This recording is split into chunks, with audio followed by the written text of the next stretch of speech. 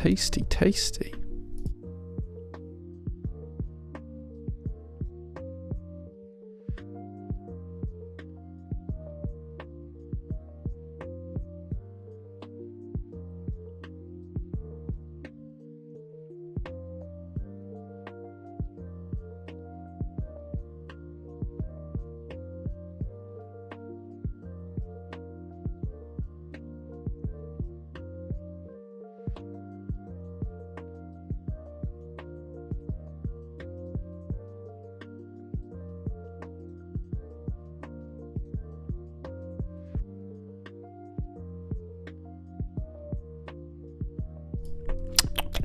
Tasty, tasty.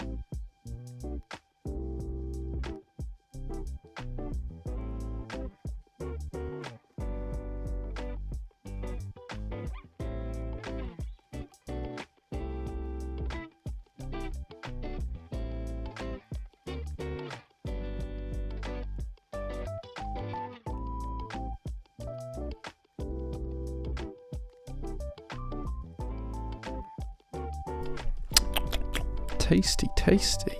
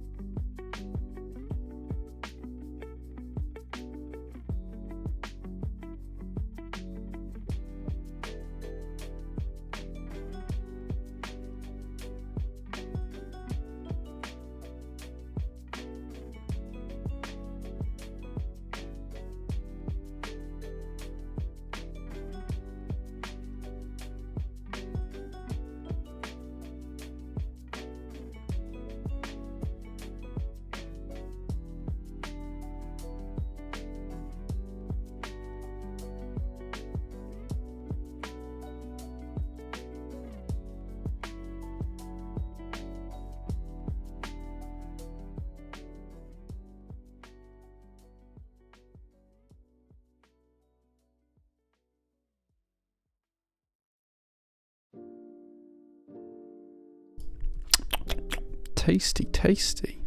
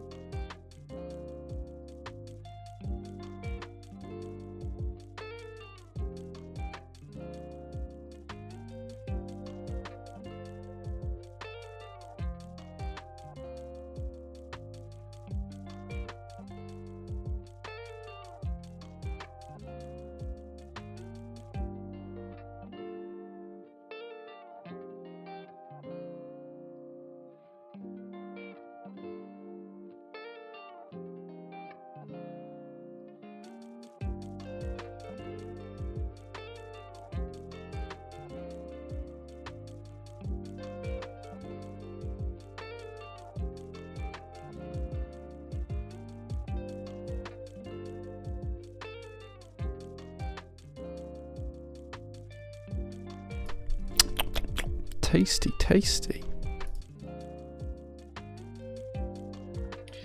Good afternoon, good evening, good morning. It is Sunday and we are streaming again for the first time in a couple of weeks, and I'm really sorry about that because it's been busy for the past couple of weeks. I had a wedding and then not been able to stream a little bit during the week, so I apologize, but we're back, we are streaming, and today we're going to do two things.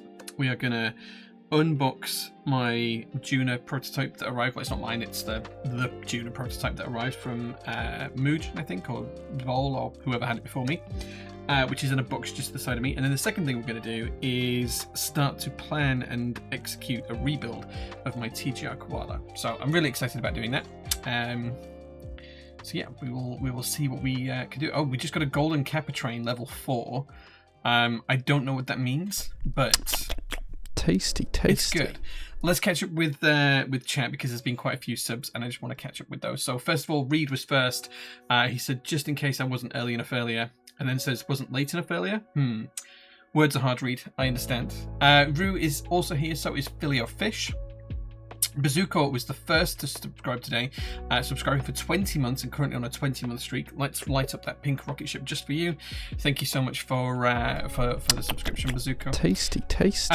V Rugdush is here as well. It says, good evening, Jay and everyone else. We then also had a 10-month sub from Filio Fish. So once the light has turned off, I will turn it back on for Filio Fish because we missed it. And then we'll try and catch up with all of the subs. Super Hands is here as well, says evening Mother Hubbards, and Frankie1001 as well is here too, says hey everybody, thank you so much for being here guys. Let's get Filio Fish's pink rocket ship lit up, and I do have a little bit of a reveal to do with the pink rocket ship later on. This is not a foot string, but it might have to be, and if you don't know, you don't know, but if you do know, you do know, and some people do know. Pestilence as well, thank you so much for 24 months of subs. Happy second PT subscription birthday, congratulations. That rocket ship is lit up just for you now. And thank you very much to Jellymaster, who donated 6 tier 1 subs to the chat as well. Thank you very much for that, gifting 164 tasty, subs in tasty. total. Logalicious also says hello. Hey man, good to see you. Jellymaster also got a bonus sub sponsored by Twitch dual format, because we are streaming for the first time today in dual format. You can enjoy this in vertical mode or you can enjoy it in horizontal mode depending on what device you're viewing it on. So just, yeah, I've never done this before. I hope it's working. I'll check on it later to see how it worked and tweak it for next stream if I need to. So congratulations to WF Brown, Nitos03, Duodod, V Rugdush for all of those prizes. And then Jelly also did 2 more to Frankie1001 and Clacky Keebs as well, so congratulations. Nmat also subscribed for 10 months with Twitch Prime Gaming, so thank you very much. Nmat, that is lit up just for you, thank you so much for that. Basil the Mighty's here too, says, good evening all, going to be lubing switches with my shiny new loop pen. Did you get one of the loop pens from us? They're really good. Lubricant pens for switches and stabilizers. They're like a tenner. Bargain. It's great. AAAA PPPP subscribe with Prime Gaming. Thank you very much for that. I didn't know how to pronounce it, but thank you very much for that. That has lit up your rocket ship. And we're at 65% on the Golden Kappa train, whatever that is. I have no idea. I'm such a professional streamer. I have no idea what's going on with the things, with the hype trains, but it is what it is. Mr. Kalane is here and says, good evening all. I have 30 pieces of clothing to iron. Off we go. I will race you, Mr. Kalane. I will see if I can complete everything I need to do today before you have finished ironing your 30 pieces of clothing. I think you will finish before me, and the loser has to buy the other one a beer. So if you finish before me, you have to buy me a beer. If I finish before you, I have to buy you a beer because I've won. Let's try doing that. Jenga also subscribed for 38 months. Thank you so much for that, Jenga. 38 months is huge. I've lit up the Tasty. the pink spaceship just for you. Ironing people isn't nice. No. Demotex also subscribed at tier 1 and hit 54 months in his stats 6 babies. He could have had 6 children in the time that he's been subscribed to us. So thank you very much. That is lit up just for you as well. Thank you so much, Demotex. I appreciate it. Dynamic says, foot reveal stream. Yeah, I'm not that type of streamer, but we might have to do a little bit of that type of streaming. More information soon. Feet. I don't like feet. I think feet scare me. I really don't like feet at all, but hey, it is what it is. Tasty. Thank you very much to Captain Reed, who's just subscribed as well, said Mr. J. No worries, dude. Thank you very much for being here. I do have some more subs to catch up on as well, so I'll do those in a second once the light's gone off. Jay's wearing SPC pink hot pants. You heard it here first. I'm not. I'm wearing denim jeans today. But they are really, really tight. So, yeah, in fact, they're a bit too tight because most of my clothing that I wear is actually in the wash pile today. Stolzness, thank you so much for your tier 1 sub. It says, been riding the pink rocket ship for 64 light years. Thank you so much for 64 months. I really appreciate that, dude. I think you're still the number 1 subscriber. And no one's ever going to overtake that, I don't think. So thank you very much for it. I did. I'll let you know if it's any good. Thank you, Basil. I really rate them. I've stopped using actual pots of lubricant and paintbrushes since these came out. They're really good. Lugalicious says, I'm here if you have any issues with Juna. I don't know if Mugen put a PCB in, but I guess not. But as long as you have a H60 lying around, you can build it. I'm going to be honest, Lugalicious. The box has been opened by my team, and they told me what was in the box, and they pointed it and said, that's the Juna. I have not looked in the box, so I have no idea what's in there or isn't in there. We may not have a HS60, but I might have something I can put in there. We will see. We'll figure it out. We're not building it today anyway. We'll build it next week, and we'll do a build with it next week, but I'll figure out a PCB by then. Noopy says, hello, Jay. All hope you've had a fun week. Yeah. Kalane is definitely finishing first. Sure. Yeah. Which means he loses, and then he gives me a beer. Super Hens, thank you so much for 29 months of subs. It says, good evening all. Here for my bi-yearly update on DMK Choco Donuts. Hey, you know the offer stands there for me to just cancel that order and refund you. And you refused to let me do it, so you're just going to have to wait till I send me them. Could be another 2 years. I don't know. But thank you very much for the 29 months. Surely the one who finishes last has to buy beer. No, that's why I did it the other way around, Captain Reed. Oh yeah, happy going fast now, but when building a T9. Yeah, okay, deal. No, I'm not going fast. Like, as I said, whoever finishes first wins and buys the other person a beer. So if you finish your shirts first, Mr. Klein, you owe me a beer. If I finish my stream first, I owe you a beer. That's the rules. He could have had a lot more children. I mean, theoretically, yes. I mean, he could have had like twins every time, right? Or triplets or quadruplets or octuplets, but I was keeping it relatively safe. Apologies for accidentally showing you my long toes. Yeah, I wasn't a fan of that. I'm Quanta. Good evening, good sir. I hope you're doing well. Gemma is here as well. Good evening, my dear. The hot pants are under the jeans. Reveal coming later. All. No, I do have pink boxer shorts on, but I don't know how you know that. They're like a dark pink, not a hot pink. They're like a dark pink, but I do have pink. Yeah, Do you have 204 grade 0? I have 205 grade 0 and BDZ XHT in loop pens. If he wants to not lose, he can just stretch out the ironing. He could, but he won't. He could, but he won't. I want a special presentation evening when it eventually arrives. Super Hens, absolutely. We'll do it in Leeds, and we'll have you come up, and we'll go out, and we'll have some cocktails, and we'll get remarkably drunk, and then I will present you with your DMK Choco Donuts. How about that? I like competitions based on giving other people things if you win. Those are the best competitions, right? If I win, I give you something. Those are the best competitions, because then people are like, oh, do I want to win or not? And then it's like, oh, what could I give you? And yeah, it's nice, it's fun. You couldn't find your socks? I'm really sorry, dude. Jehovah, thank you so much. I missed that. So thank you so much, Jehovah, for 13 months of subs. Currently on a 30-month streak. Let's get that light back on for you. I did miss it, but there you go. Thank you very, very much for that.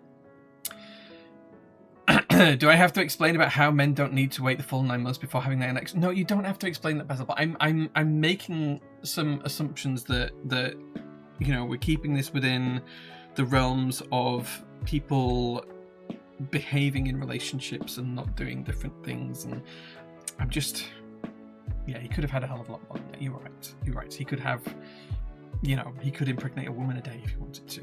But yes, yes. Perhaps I'm wrong for assuming monogamy. Maybe that does make me wrong. I do apologise. Perhaps I'm wrong. I don't even know if they have a steady partner or not. I have no idea. But hey, such is life. Such is life. There are almost no limits. I mean, there are. And as Reed says, there is a village very close to me, and it, like literally within, you know, an hour's drive, that has a shortage of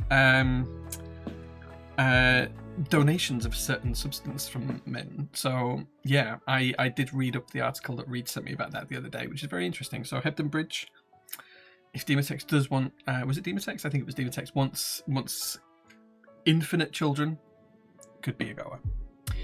Did you hear anything back about the chances for an international kit for Solar Eyes Reborn? At least I think it was a set you were going to inquire about. Let me have a look. I did email, sorry, not email. I did message Mario at GMK about a set the other day, but I can't remember which set it was. Tasty. Firetech, thank you so much for the subscription. The rocket ship is lit up just for you. So I messaged Mario on the 7th of August, and he said, can GMK do an international kit for Solar Eyes Reborn? Had a ton of requests, and personally I'd like one too. Mario responded, and he said, I'm open-minded here. Let me talk to Mike, as in Novel Keys Mike, as he's the lead vendor, winky face. And then he came back to me an hour and a half later and said, we can do that, to which I responded with the rocket ship emoji. Wait, there it is, the rocket ship emoji. So yes. As far as I know, it's happening. Oh, actually, I didn't see this because he didn't reply to it. I said, cool, can I add it to our product page / announcements? And that was on the 7th of August. And he gave me a thumbs up, but I've only just noticed the thumbs up. So I will add it to the product page right now, live. Hold on, if I go here and here, and then here, yes. So GMK Solarized. I think it's with a Z, isn't it? Yeah, Solarized Reborn. Let me add it to this page here. I'll add it underneath these bullet points.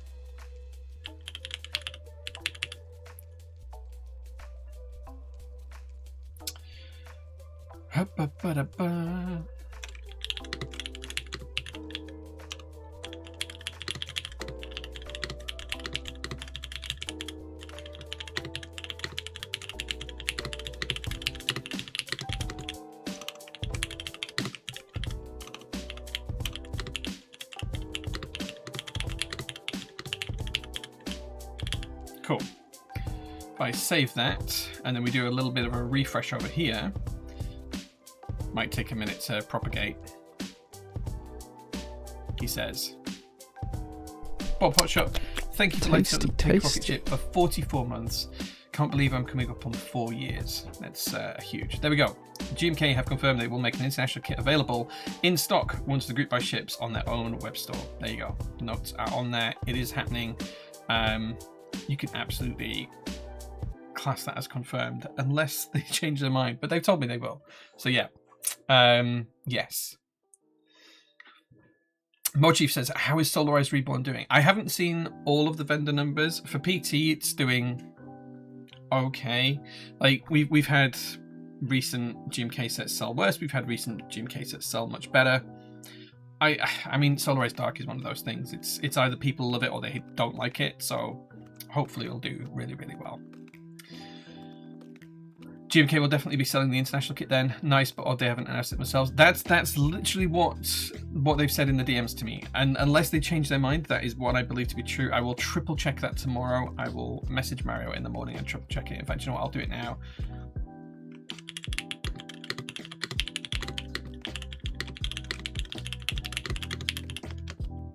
I've asked if GMK will announce it too. So there you go. I have done everything I can via Rugdush to make that happen. Mr. Reed says, oops, I spent $82 on a session in work with our coding LLM building myself a productivity tooling. I think that's okay. It's a fine use of $82. What switches have I got in here? Sound nice. These are lavender switches, but we are going to be changing those out, I think. I'll post them on the Discord server and hopefully we can get another official reply tomorrow. Thanks. Yeah, sure. I don't know how many official replies we need, but oh, we got some new emotes. Go have fun with those new emotes. There you go, guys. Yeah, we shall see. Right, I do need to do a reveal of something, and I don't know how best to practically do this, but I did something 2 weeks ago today that was a little bit silly. And I want to preface this by saying that I'm genuinely really thankful to be here on Twitch and stream and have you guys watch week in, week out when I do stream. I know I've missed a couple of streams on Sundays and things like that recently, but that's just due to like life getting in the way. And last week I was just so tired on the Sunday afternoon. It was impossible for me to stream because we'd had a ton of people here on the Saturday doing some really cool stuff with my personal collection, which we might have a look at later on. I'll log into Key Vault and show you guys what we actually did. We documented a lot of my personal keyboards. I think we got through about 50 keyboards in the end, which is probably about an 1/8 of them all, so I've got the rest to do at some point. But we'll take a look at that. But because of that, then on the Sunday, I then hung out with some friends for a few hours on Sunday, and I was supposed to go to a barbecue before I started streaming, and I was just so zonked I didn't even make it to the barbecue. I was just super tired. Anyway, so I didn't stream last week, and then Thursday this week, keyboards and coffee just took off and went absolutely rampant this morning. On Thursday morning, we had so many people in, I just didn't get a chance to stream. But I am really thankful that you guys tune in, week out. And, you know, like, I love the fact that you watch us every week. So about 7 or 8 months ago, I said jokingly on stream that I was going to do something stupid. And quite a few people thought it was quite funny and didn't think I'd ever go through with it or actually do it. I did reveal to our stream subs in their secret Discord chat, which you can access by subscribing down here, in an image that I'd done it. And also last week when we had some drinks on Saturday evening here at PT Workshop with some cool folks who were helping me document the collection, I did reveal it as well there. Now, I'm not the only person that's made this stupid decision. Mel, who works with me here at PT, has also made this stupid decision. And to put it bluntly, what we did is we got that Tasty. tattooed on us, like literally like the rocket ship logo you can see behind me in full color, tattooed on ourselves. And I'm going to try and show you what it looks like. It's going to be really hard, but I want as many, you know, SPC rockets in chat as we can get, because this is like real. This is on my body forever.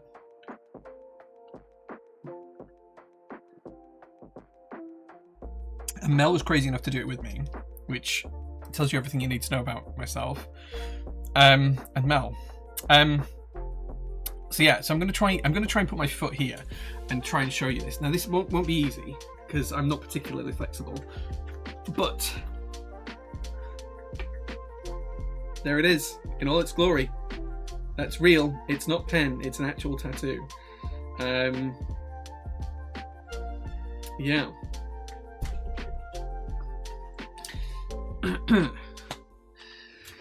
It's real. It exists. It's on my foot forever. But at least I can now say that I genuinely took my personal rocket ship into my sock. You know, where do you keep yours? Do you hang to the left or the right? Oh no, it's tucked in my sock. And it's true. It is. And Mel can also say that if she wants to as well. So yeah, so no way. Yeah, it's real. It's real. Let me see if I can zoom in a little bit and show you a bit up closer. It's pretty much done healing, right? So I need to get my foot right to the middle here. It's a little. Well, I say it's pretty much done healing. It's almost healed. But yeah, there you go.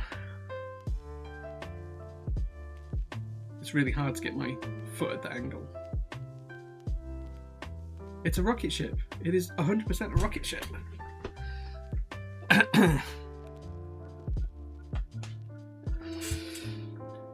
So what actually happened was not last Sunday, but the Sunday before. So what date would that have been? 2 weeks ago today, the 9th. The 9th of August. So I did stream on the 9th of August. I'd already had this done at this point, and I didn't tell you guys, but it was there. It was on me. I went to a tattoo convention with Mel and Gemma, who's in chat, and Mel's sister as well. There was like a few of us, and we went to this tattoo convention, and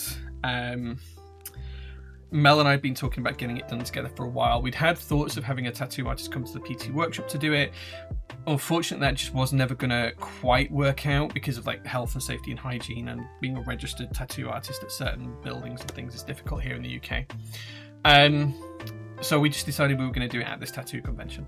And Mel found a tattoo artist that was willing to do it. I paid for it for both of us. And yeah, Gemma watched in horror as we got it done. Mel's sister laughed as we got it done. But yeah, it's done. It's on us now forever. So yeah, it took it. I wanted to really reveal it on stream last week, but then when I was too tired to stream. So a few people did see it here at the PT Open Day that we did last week, documenting my collection, and then I did share it in the Discord server to all of the SPC with a nice little message saying thank you. But it's my way of remembering what streaming has brought to me over the past few years. So yeah, I'm just gonna put my air conditioner on because it's getting warm in here. So yeah, it's real. It's far from the first tattoo I've ever had done. Like, I am moderately tattooed. I suppose I have a couple. I don't have like tons, but I have a couple of tattoos. So yeah, that's what happened, and that's what I did to commemorate the SPC. And thank you guys for just basically following and watching all the streams that we've done over the years. So, you know, people like Storzus who've been here for 65 months, whatever it is, and people who moderate like Blackbrook and Demotex, and all you guys who watch and view and shop on the store and have been around for 6 months or 1 week or 5 years. Thank you very much. That is how dedicated to you guys I am. The fact that I will put a rocket ship on my body permanently, tattooed forever, it ain't coming off. There you go. Bees Keys, good evening, good sir. I hope you're doing well.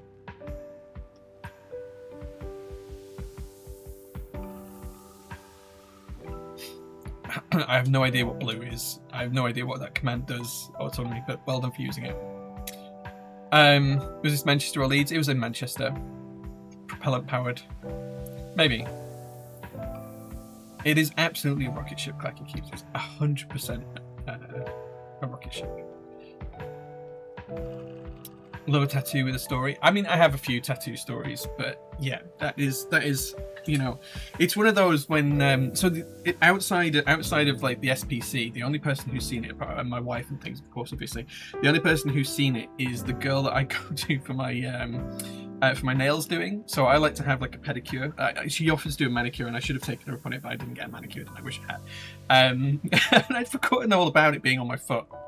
And she's there trimming my nails and doing what she's doing, and she must have caught sight of it, and she just paused and went, "Oh," I was like, "Oh, what's wrong?"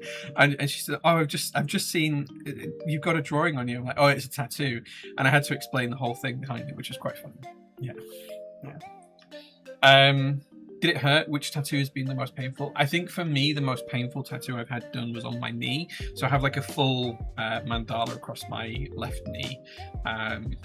that is probably the most painful thing I've had tattooed. I also have an owl on my left calf, and I did have that. I've started to have that covered up with another owl, like to just redefine it and reshape it because it was quite old.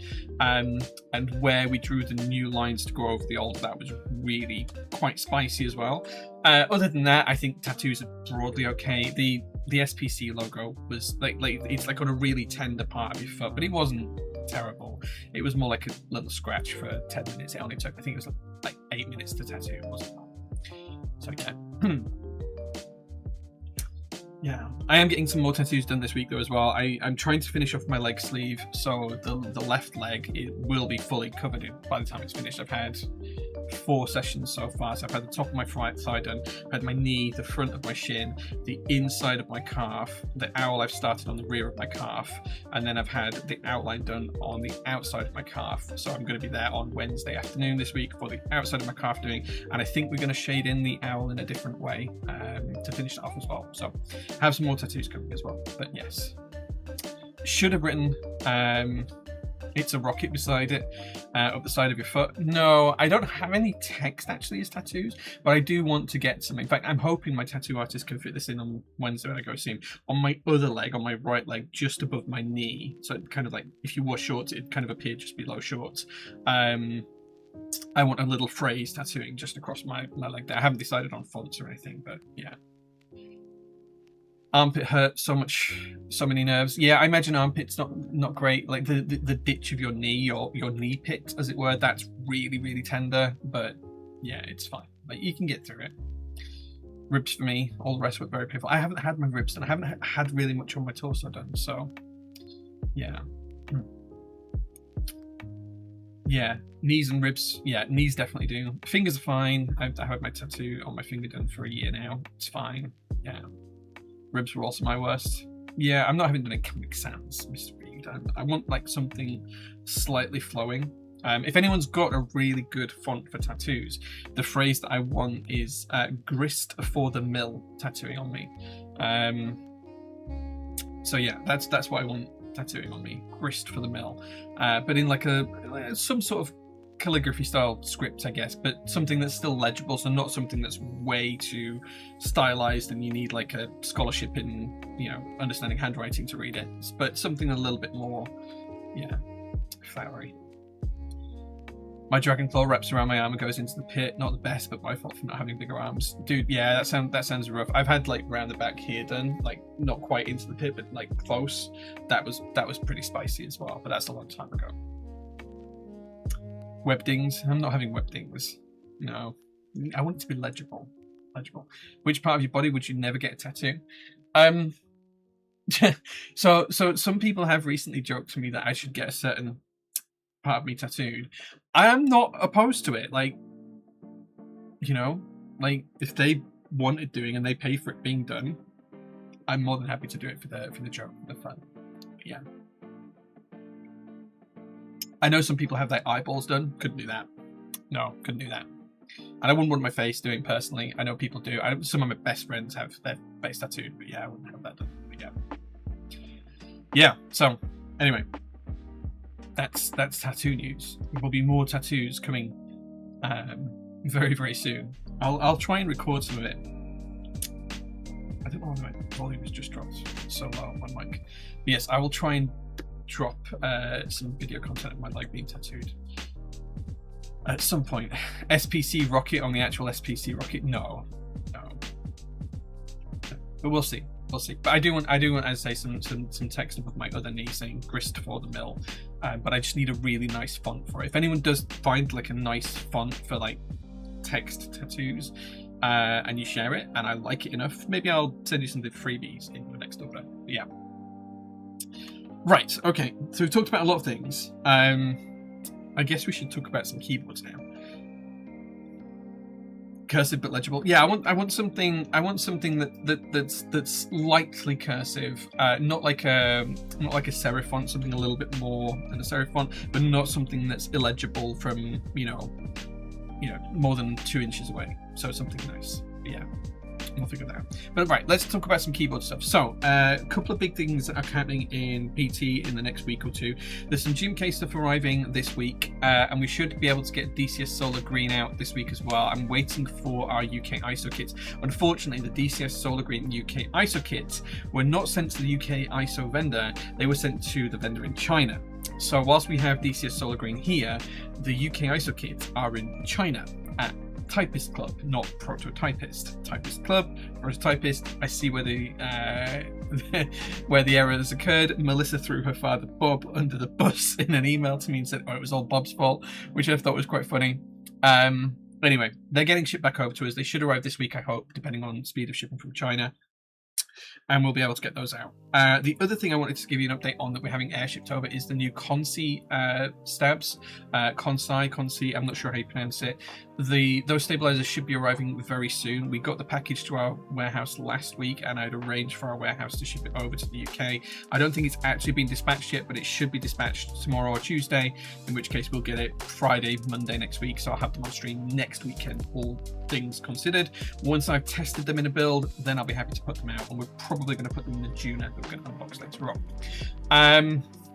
The other big news is we also have our next shipment from China arriving this week. It hits port on the 29th, which is... oh, it's next Saturday. So realistically, that container is going to arrive at Prototypist Keyboards HQ, here where I am right now, somewhere around the Friday the 4th, Monday the 7th, something like that, I think. Maybe even later in week commencing the 7th. We should have it by the 10th of September, I would have thought, but I can't guarantee that until we get through customs, but it will be updated on our updates as we get through that. Because I'll need to get the import bill of VAT and all that kind of stuff sorted and paid as well. And then the other thing that I need to do this week is pay our corporation tax, because we have a corporation tax bill due on the 31st of this month, so I have to pay that this week as well, which is galling and upsetting because it's a huge number that I don't want to spend. But such is life, because it's like basically tax for existing at this point. So yeah, loads and loads of things are happening. We'll have a bit more details on stream next week about what's in the next shipment, and I'll try and go through what our plan for that is as well next week, because we're still finalising that. Mel and I'll have a chat tomorrow about it. The other thing that's happening tomorrow is we're going to look at some new warehousing space. Now, originally we were planning to move to East Yorkshire, because our house sale has fallen through. I'm not sure if that's going to happen or not now, but I do need to find somewhere cheaper for PT. So given the fact that we might end up staying where we are, not moving house, I'm starting to look at options in the local area for other buildings for PT to move into, instead of looking for East Yorkshire buildings for PT to move into, just to keep my options open as much as possible. So Mel and I are going to go and have a look at some of those tomorrow. We've got an appointment at 12 o'clock, so we'll try and ship out all of the orders in the morning and then get back here for DHL to pick up, but that's something that happens tomorrow. So yes, lots and lots of things happening, but we'll try and get through that. Just SP things, yeah, it's one of those things. Windbreaker looks so good. Windbreaker is amazing. Yeah, that vendor will love those. I love your sarcasm, Moons. I do. As far as I know, Bazooka SP will pay Typist Club to ship it over. I suspect that will add a little bit of delay to us getting them. If anyone doesn't need the UK ISO keys and does want the set shipping, let us know and we'll just ship the set, and we'll just not even won't get your ISO keys. But yeah. So as far as it'll be between Signature Plastics and Typist Club to arrange that. It's not my fault it didn't go there. I'm not paying for shipping to get them here.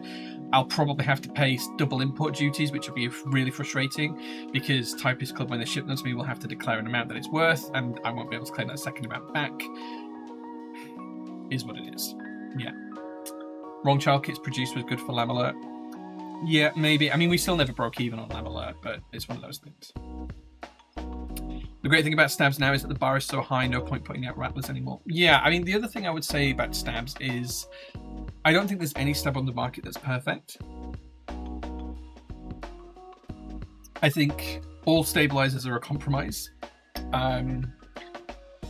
Even the Norbauer ones, which are excellent, but they're still a compromise. The best stabilizer is no stabilizer, but no one's going to build without stabilizers, and I certainly aren't, because I can't do ortho. So yeah, Who will have to cover the shipping for the solar green ISO kits? I think I've covered that. I'll just have to pay a second import bill, which I won't be able to reclaim because I've already paid it. But taxes are needed, but they certainly hurt. Rue, my big challenge isn't with being taxed, it's the amount that we're taxed. So we are taxed 25% of all the profits we make on the store. That's a quarter of all of our profit margin goes in taxes. That's 25% I can't spend on the product. As well as that, I also have to take 20% of every single sale and pay that as VAT to the government. Okay?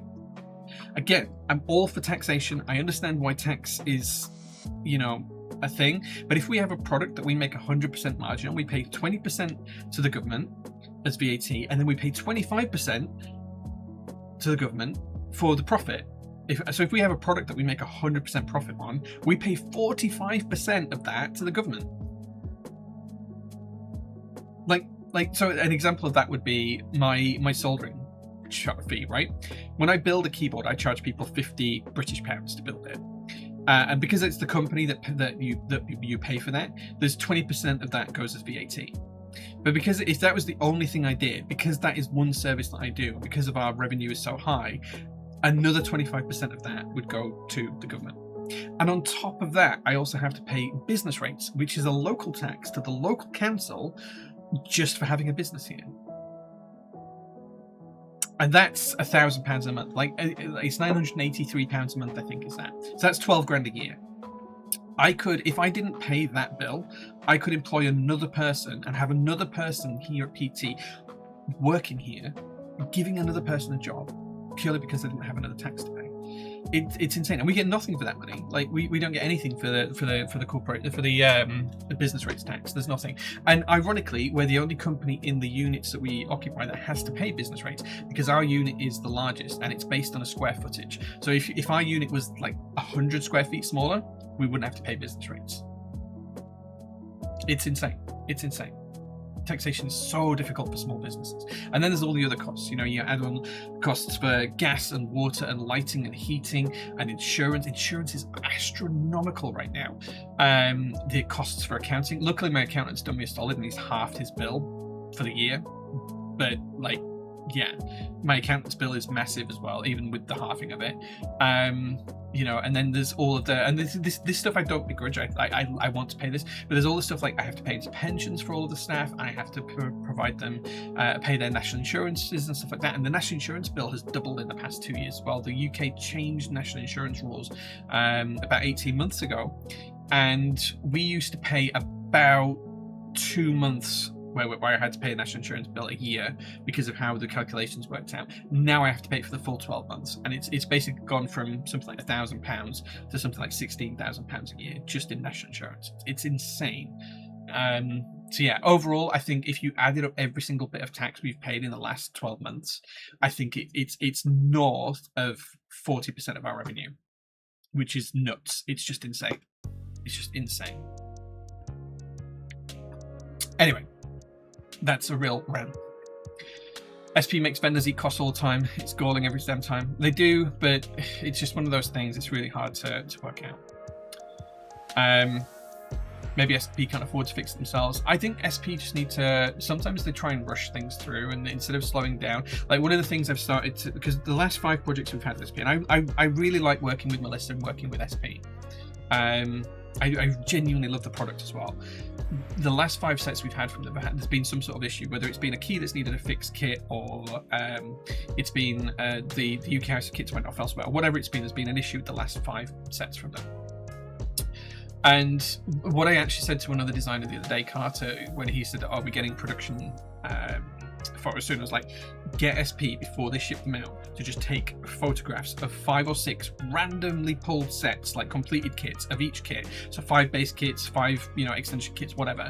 Take the photograph of each of those 5 different kits, and we will manually check them before they ship them, that we can't spot an error, and just add one more QC step in. And it's not going to be perfect. There's still the chance that some things could get missed. But if it's something that affects all of the base kits, like I don't know, like there's 2 J's instead of a J and a K, we can then spot that and fix it in advance. So hopefully Carter's going to do that. But yeah, I think that's going to be a standard step we build into all of our SP stuff going forward. SP's packaging is a statement, a declaration of sorts. Maybe. Who needs stabs? Yeah. If I was a stab, what stab would you be? And if Kalane were a stab, what stab would he be? If I were a stab, I would be the crappiest stab. I'm a mess of a person. So I would say that I would be a co-star stabilizer. Kalane has everything sorted. He would be the Knight V4 of the stabilizer. The UK tax on stock is ridiculous. Oh man, yeah, like don't even get me started on the tax that I have to pay tax on the amount of stock that I have. That is another tax item. Well, that's rolled into our corporation tax, but as part of our corporation tax calculation, I have to pay tax at the end of the year on the stock that we still have on the shelf that hasn't yet sold. I'm taxed on an asset that is not sold and not doing anything. Tax me on a house, sure. Tax me on a building I own, absolutely. But tax me on stock that I haven't sold yet? Insane. Have you ever considered taking soldering profit as personal profit? I mean, I don't do like that much volume of soldering that it would be, I mean, like it's maybe 10 boards a month at the minute. I just don't have the time to do more than that. I could just charge people through my personal PayPal account and do it that way rather than charge them through the business. Absolutely. I have never done it. It's a, half sixpence, it's one of those arguments that it doesn't really make a difference which way we do it.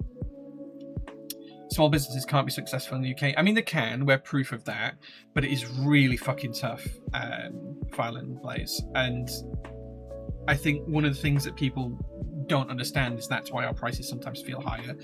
And I know that there was a conversation about, I can get the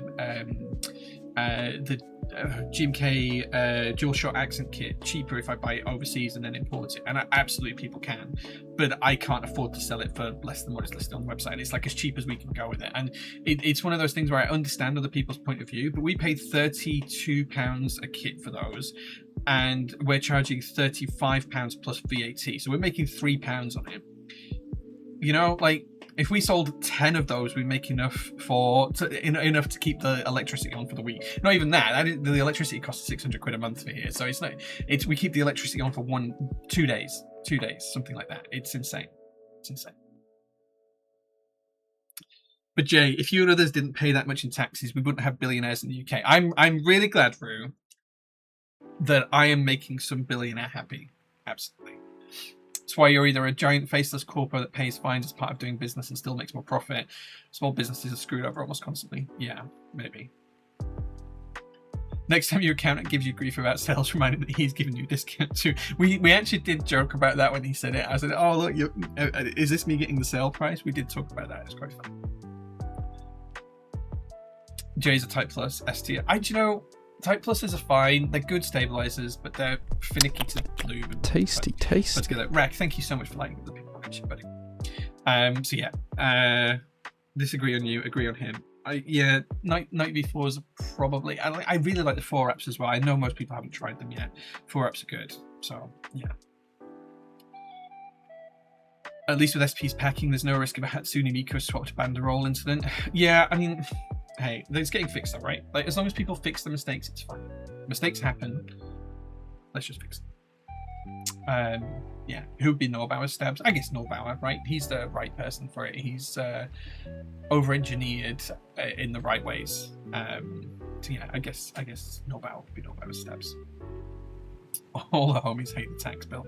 I don't hate paying tax. I get why I have to pay tax. I understand paying tax. I like to pay my fair share of taxes. I don't like to feel like every other sometimes when we look at how much has come into PT as revenue, I say revenue, I don't know why I did that, but as revenue, I know that almost 40% of that is going to go to the government, and that is that's really a lot of money. That is a huge amount of money. And it's so hard to and then all the stuff that I buy for the business has VAT on it as well. If I go to Costco and I buy toilet rolls, which I have to buy for the business, we have to have toilet rolls here. And I know people don't think about that as a cost. Why are you putting toilet rolls on the business account? It's kind of have to. We have staff, we have toilets, we have visitors. I have. It's silly, but I have to. Why did you buy a fridge on PC? Well, I needed a fridge here. You know, I had to be able to keep people's sandwiches cold and keep milk cold, and so, like, we need a fridge. You know, it's simple stuff like that. But you put that through the business, and I pay 20% on those items as well when I pay them. It's insane. It's absolutely insane. Yeah, 33 months in a row. Thank you so much, Rack, for those subs. I appreciate it. Jay is a TXAP. He's almost perfect. I am nowhere near perfect. I'd love a Hatsune Miku banderole. We didn't sell it, so I can't offer you one, unfortunately. It's basically half. Yeah, it's insane how much taxation is in the UK. Like, I look at our revenue, and I look at our cost of business or cost of goods sold, which is kind of like our how much it costs us to produce stuff and to do all of the things we do around that, such as packaging, shipping, staff time, running the business and keeping the lights on, paying the rent and all that kind of stuff.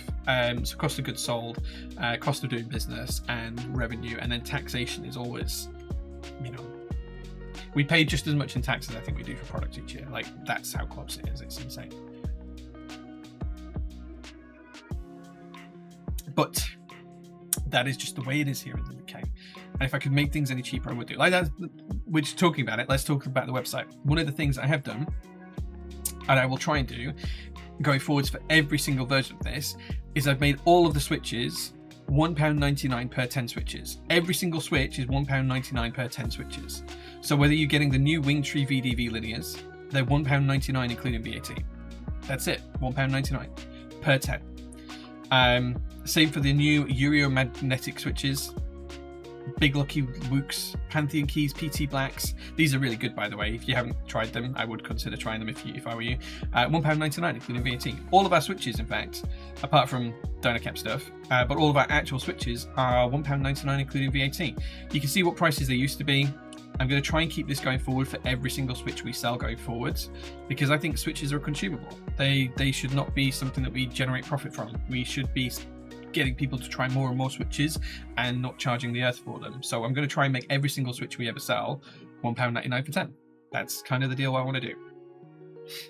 So yeah, that's including taxes as well. So if you're not in the UK, it basically works out at £1.66 per 10, or $2-ish. I think that's about $2.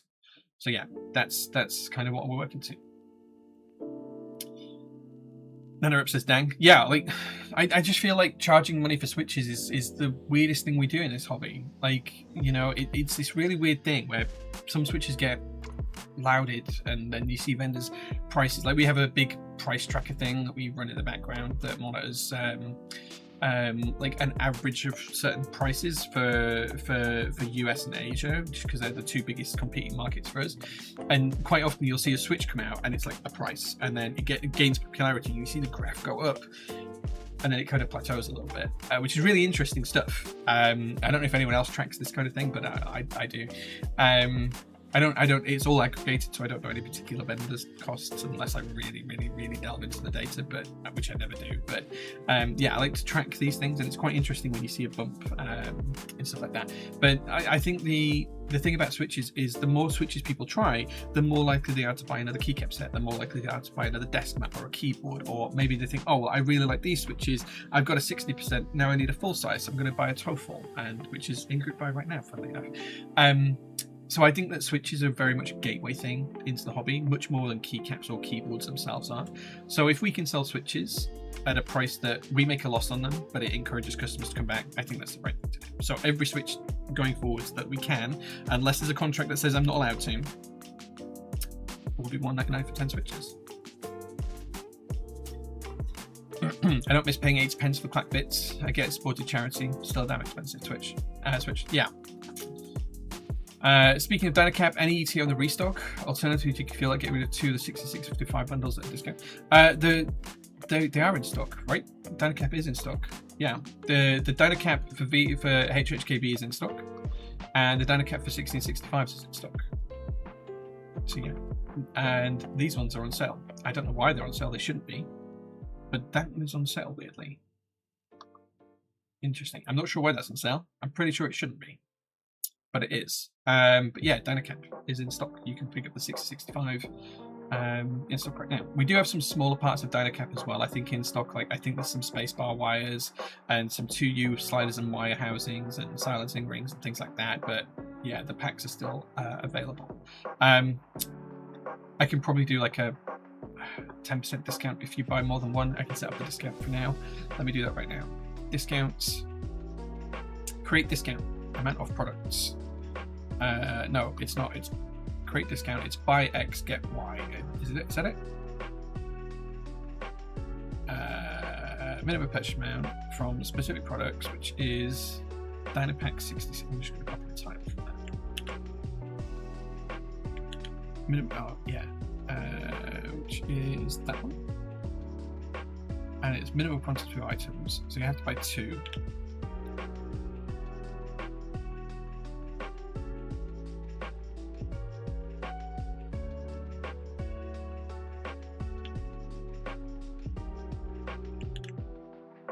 Just trying to do this right. I'm not going to be able to test this.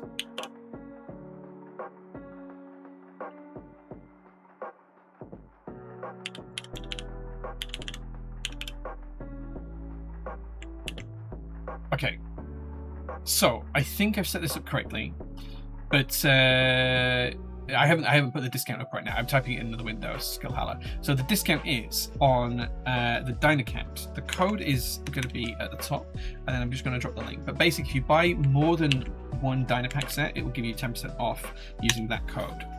So let's test this. Let's test this. Dynapack 10 is the code. If I do 2 and add to cart, and view my cart, and add the discount code. Wait. That is a valid discount code. Hold on. I might need to do a refresh. Cart. Discount code. That is definitely a valid discount code.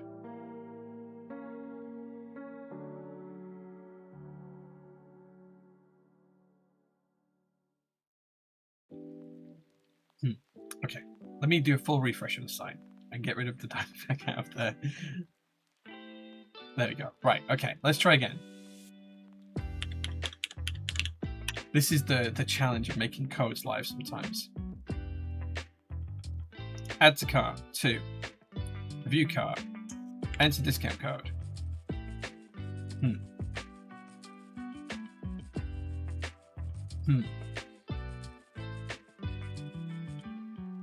Definitely set that right.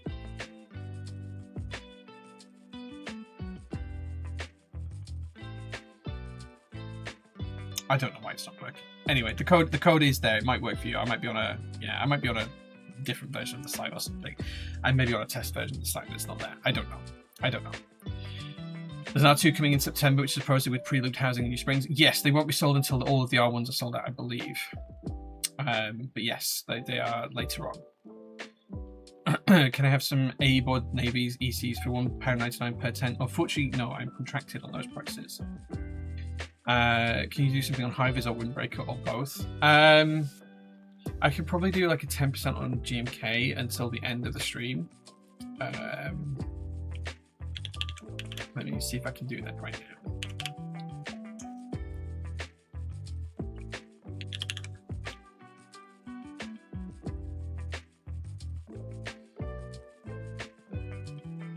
Okay, limited to 1 use per person, and that will end when the stream ends. I think that's correct. Yeah, okay, so code will be that, and link will be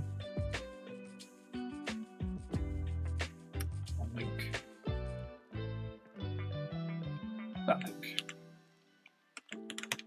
There we go. That will get you 10% off anything in stock that's GMK related until the end of the stream. I'm a lube brush convert.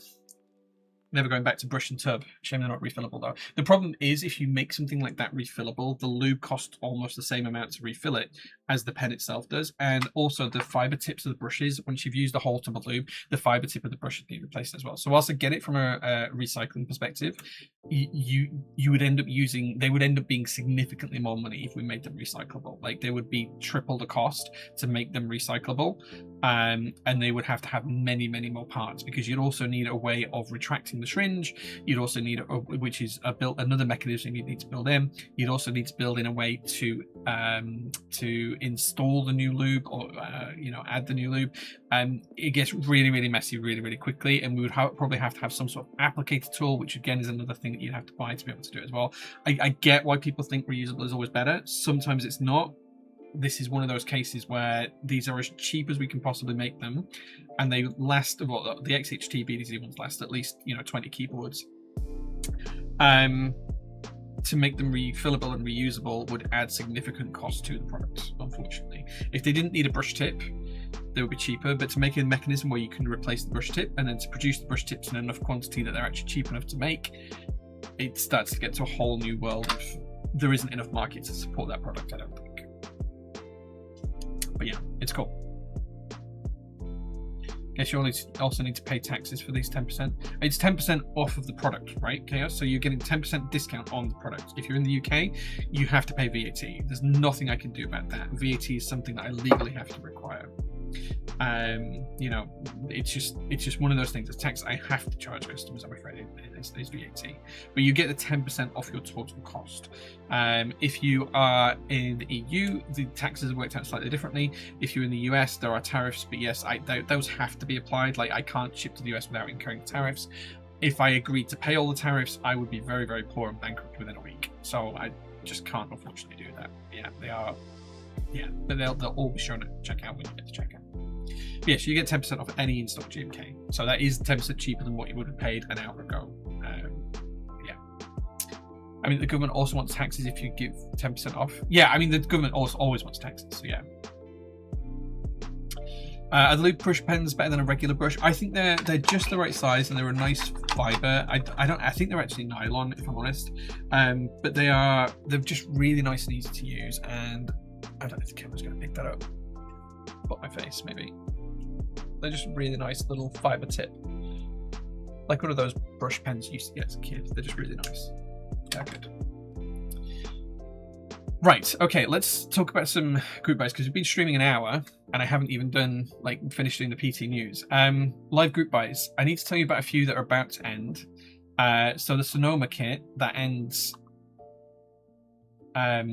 It's supposed to have ended already, but it's still live. It'll be open until tomorrow morning. If you want to join the Sonoma, this is your last chance. You've got basically about 12 hours to join, 11 hours to join it, and then it'll be closed. The same goes for the NK1 mouse. If you want to pick up one of these really cool mice from Novelkeys, that will end when we get to the workshop in about 11 hours time. Same as the glass keypad, glass mouse pad, and also the orange accent pack. All of them will have in-stock versions. We will be ordering enough to put them in stock, so they will be at a higher price, but you pay your money, take your choice. There's just over a week left on MW Virtual. GMK Arcade has got 2 weeks left on it if you want to pick that up. DCS Mulch, this ends tonight. It will be available to pick up until tomorrow. It's a cool set. You also get UK ISO if you are a UK ISO user. There is the keys, the colours for the UK ISO. These cost me $34 US each to these kits. $34 US, and I'm basically covering the cost of the whole thing because the base price is only 133 quid. By the time they get to me, those UK ISO kits cost about 40 quid with local taxes and everything else, and plus shipping. And we haven't added that onto the cost. So bear that in mind. Please help us out. GMK Solarized Reborn ends in just under a week, and it will be getting a UK, well, not UK, so but an international kit at GMK, so UK keys will be available. KKB Cross Impact has got just over 2 weeks left on it. GMK MT New Just, if you like old Topra High Pro stuff and you want to put that on your MX mount switches, whether that be a Dynacap or an MX switch, maybe you want to consider just MT New because it's pretty cool. The TOEFL keyboard is also in group buy. If you want a full-size keyboard, this is now live on a configurator. You can use a configurator under this link here. You can follow it through. It will give you a code at the end. That code, you can just go through and it'll show you everything that you're doing. this code at the end, you can then put the code in at checkout, and then we'll invoice you specifically for your particular build. There you go. You see, you get a cool little code at the bottom. Send us that code as part of your order number. You'll pay £1 to submit your order, and then I'll invoice you for the actual costs, which will be shown here correctly later on. Those are the costs, including VAT, if you're in the UK. Yeah, maybe you want to figure that out. There is instructions on how to do it here as well, how to order, which is nice and easy. What else do I need to tell you about? Orange Alert is now in group buy. Hypermix went live the other day. I haven't announced this yet, but SWG Hypermix is now live. This also has full UK ISO, as you can see up here in the top right corner, and terminal ISO as well. So it might be something you need to consider too. Oh yeah, the deer. I wanted to talk about the deer as well. I'm hoping to get one of these in on stream, but this is a really cool looking keyboard. Look at these flanges on the rear. Super, super nice, super pretty keyboard. Big fan of this. Look at that subtle curve underneath. Yeah, beautiful keyboard. Tasty. Mr. Gimp, thank you so much for lighting up the pink rocket ship for 35 months of subs. Thoroughly appreciate you. Flanges on the rear. Everyone loves a good rear flanging. So yeah. In terms of pre-orders, we have a few pre-orders open that you might want to pick up. DCS Handabytes, GMK TA Neo, SWG Honeywell, SWG Heartbreaker, SWG Midnight Rainbow, SWG TARS, MTNU Analog Dreams, CYL Analog Dreams, loads of stuff in pre-order. A lot of this stuff is on the way as well to us too, so it should be arriving soon, which means it'll come out of pre-order and go into in stock. And speaking of in stock stuff, we have a ton of stuff here, but there's also going to be a load more stock drops pretty soon. We get DCS Pulch, Power Play, Power 2048, the Wing Tree switches we talked about, Combo Breaker, Nishirin, Cat Retrobytes, desk mats and keycap sets, tons and tons of stuff. There's even full-size keyboards in stock if you would like to pick up a QK80 Mark II. Those are in stock right now, so you can pick these up in stock. Pretty cool keyboard. There's a good picture of it. Why can't I find a good picture? There we go. Oh, no, that's not what I thought it was. There we go. Full layout. Oh, that's the QK80, not the QK101. There is QK101s in stock. I'm clicking on the QK80. There is QK101s in stock as well. Where is it? There it is. QK101. Pretty cool. Full-size boards in stock, ready to ship. So yeah, maybe check those out as well. Cool. Right. Okay, that's the shilling done. Maybe it's time to start taking a look at some actual keyboards. Buddy Easy, hey man, good to see you. Hypermix is a great set. It is a really cool set. I do really like it. Lube pens are so good. Bought one at the GMK meetup and haven't touched a normal brush ever since and don't plan to. Nice, yeah. We've had them in stock for a couple of years now. They always sell out, and then we put them back in stock because they keep selling out. 7 white ones to go, then 4 linens, then a sweater. So slightly more than half done, but linen will be a pain. Yeah, linen's always difficult to iron. I tend to not worry about linen and just let body heat kind of iron it. Yeah.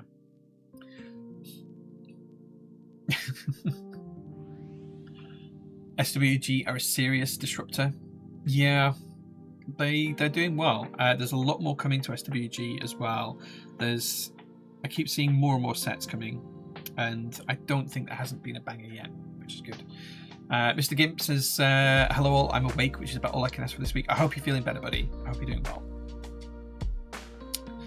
Right, okay, so what do we need to do keyboard-wise on my desk today? So we are going to be rebuilding this, which is my TGR Koala. And I say we're going to be rebuilding it. We may only get it half dismantled today and maybe desoldered, because we are going to reuse the PCB that's in here. We're not going to be using a new PCB, but we will be changing the switches and maybe the plate. I'll have a think about that, but we will be desoldering it very, very soon. At the minute, this is currently running with lavender switches, and whilst they're lovely, you really can't see those. I am starting to get like some double clicking on it. It's been heavily used over the past few years. The I key in particular, I'm getting like a double ghosting on, so I do want to change the switches. I'm thinking of using PTTTC Blacks, the Pantheon Keys ones, because I really rate them, but I am going to need a keyboard for my desk whilst this is out of action. So what are we going to use? Well, what I've decided to use in the interim is my Leviathan prototype. So this is my Leviathan. This is the original prototype of the board. I've had this in my collection for a few years now. It's running JOG keycaps. These are in stock and they're dirt cheap if you want to pick them up. These are my vintage cherry-inspired designed keycap set with vintage Windows keys. They're Dysub PBT. So welcome the O key. So yeah, so this is what I'm going to be using on my desk for the next week or so until So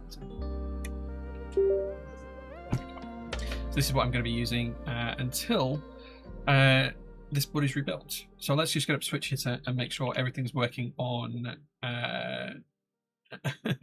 on the Leviathan first. This board has not been used since it was built, so I do want to just test it out, make sure everything's working. Okay, looking good so far. Cool. Caps lock is caps lock. I need to change that to Windows. Okay, everything's looking good so far.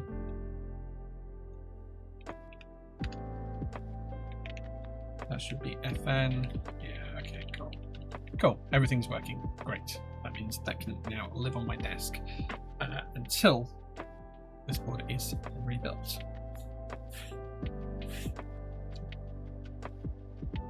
How does ghosting occur with soldered switches? I know in hot swap it can occur with poor contact with the hot swap, so is it the switch innards?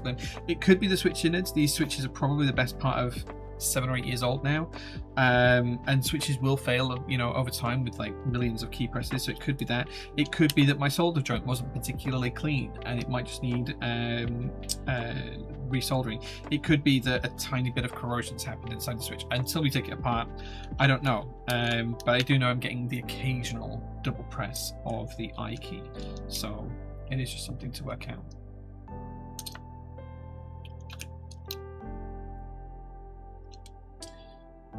Hey Jay, where did that go? Coming out of the shadows, what desk mat is that? This is the Gurkawa desk mat. These are in stock right now. I can show you. If you go to in stock desk mats, it is this one, the GMK Gurkawa desk mat. That is the exact one it is. This is the rough version that I'm using, but I think we have rough and smooth in stock. Yes, I have microfiber finish and the rough finish. I have the rough version of this desk mat on my desk right now. That's the one. I'll drop the link in chat for you. There you go. Love beige. Everybody loves beige. Everybody loves beige.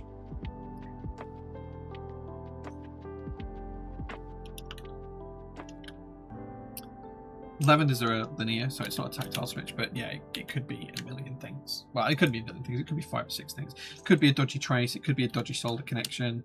It could be, you know, some corrosion inside the switch. It could be all sorts. So we'll take a look and see once we take it apart. Lovely grey beaked hair there. That's depressing.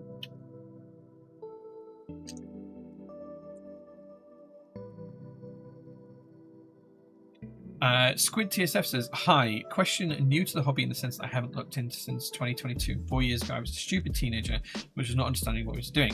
Why would anyone prefer a keyboard without the Windows keys like your TKL? So these keys here, Windows keys, didn't exist originally. So before Windows was a thing, Windows keys didn't exist, funnily enough, and these blockers were very, very common on vintage boards at the time. I might have one I can show you.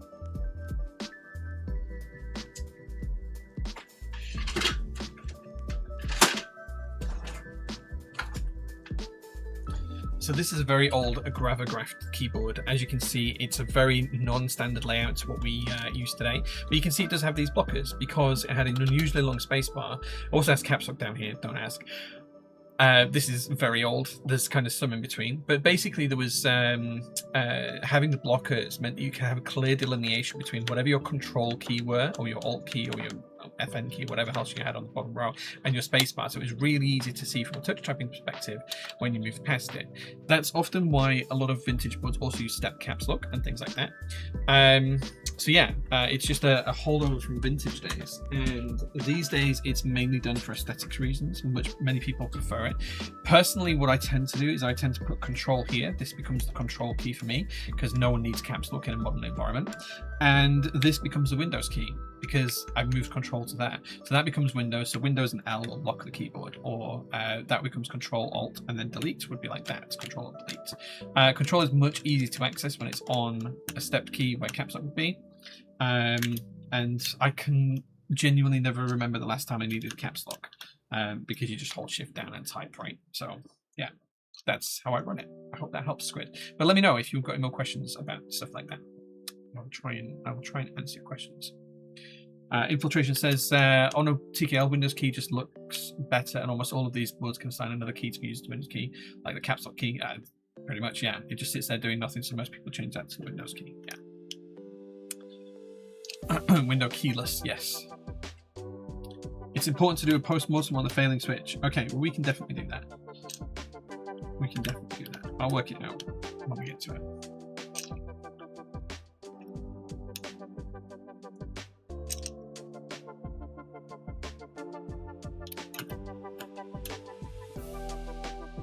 When removing keycaps from a hotspot board, about 75% of the time the switch gets pulled too. Is there a technique to avoid this? Not really. The main technique to avoid that is to have a plate that grips onto the switch a little bit better, but that's not always doable with modern plate materials and tolerances for all the different types of switch on the market. So yeah, it's just one of those things that you just have to get used to. I'd always recommend when you're putting new switches in a hotspot board to take the hotspot PCB out of the board, have the PCB on a flat, firm surface like a desk mat on a desk, and then when you're putting the switches back in, you're not going to damage anything. That would be my recommendation.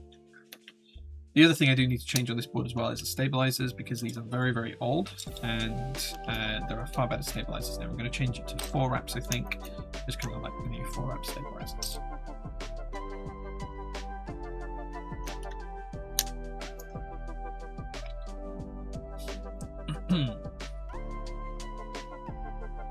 So waiting for my Gurikawa mat and the keycaps. Yeah, I mean, if you order the Gurikawa mat with the keycaps, it'll come with the keycaps because they haven't shipped yet. But yeah.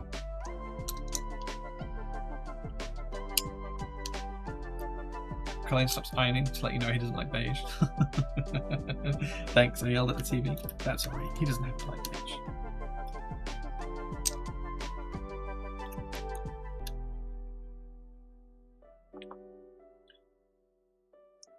Mind-blowing numbers of layers. I think when I used to use a 40, I had 4 layers on it just to make sure I had everything I needed.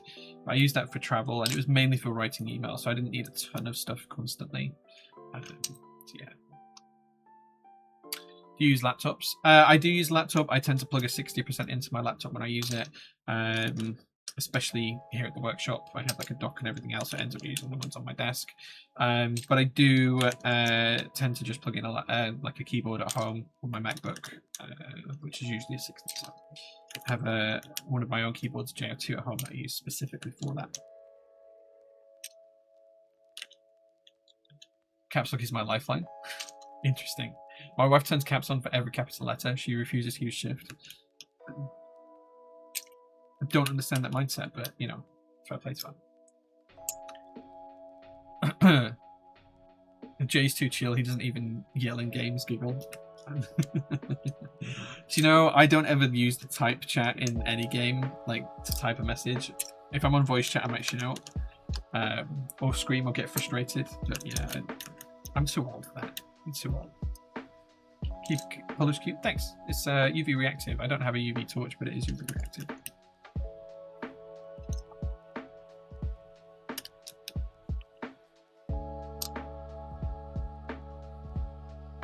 Speaking of JO1, yeah, soon.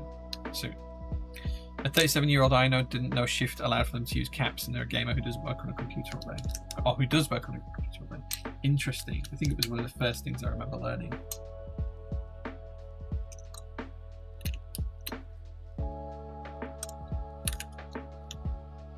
To say this keyboard gets used constantly, it's remarkably clean. There's a couple of beard hairs in there, but it's not terrible. It's not terrible at all.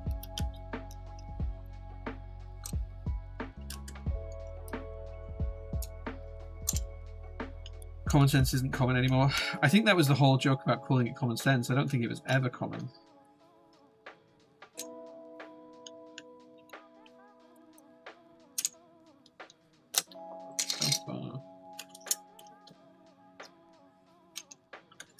Do you know? I don't even think we're using the official PCB for this. I think we are using an aftermarket PCB in it.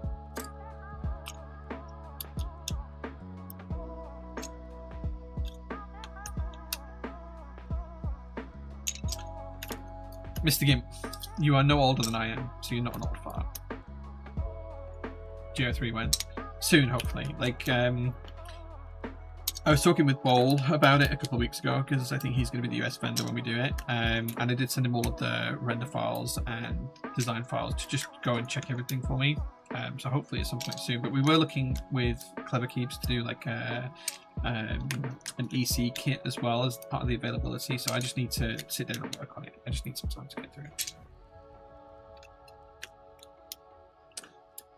Okay, so that is the keycaps off the board. I'm just gonna my keycaps are not in the order that I usually keep them in. The wonderful, amazing Jellymaster and pals did convert this all into alphabetical order last week, which should mean that finding Windbreaker is really easy. But let's see how long it takes me. Let's maybe chat can see how long it takes me to find the Windbreaker now it's all been organized, because this is the first time I've got something out there. So maybe you guys can time me, and I'll put the bigger screen so you can see kind of like where I'm going to be. But I'll try and figure out. Right hand side is where the caps are out on boards. Oh, okay. Oh, okay. Okay.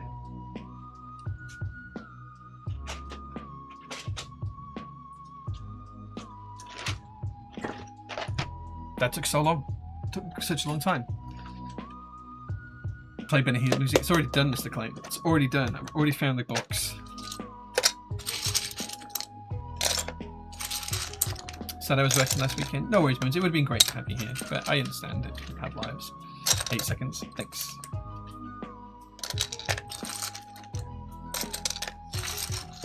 Logic Smell Madness. No worries. Foxicious is here. Hey man. I'm here to say that this is one of my dream keyboards since forever. The Koala. It's a beautiful board. I do love it.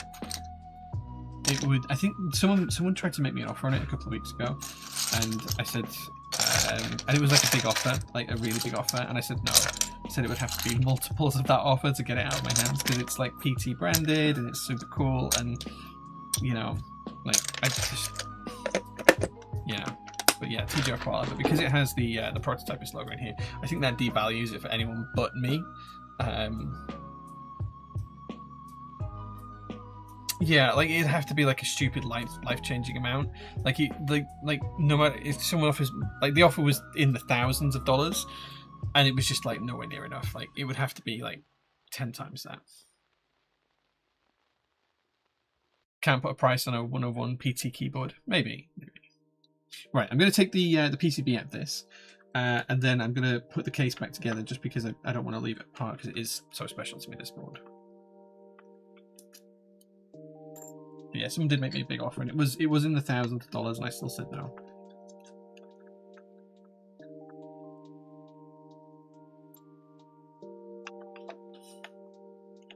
Any risk in storing keycaps like this? No, I've been doing it for years and they've been fine. You have to remember that GMK keycaps, before they go in the GMK trays, they're just stored in big bags of 1,000 keycaps with GMK themselves. So you know, buy the business. I did say actually to someone who was interested in buying the business a while ago that anything that was PT branded, like they would get as part of that, including this keyboard. Like if someone does buy the business off me at some point, they will get this keyboard because it is, you know, it's something that needs to go with the business ideally. Which is why it would have to be many multiples of what was offered. The hidden joke there was that they would have to buy the business. Yeah, it's like a really bright pink, hot pink.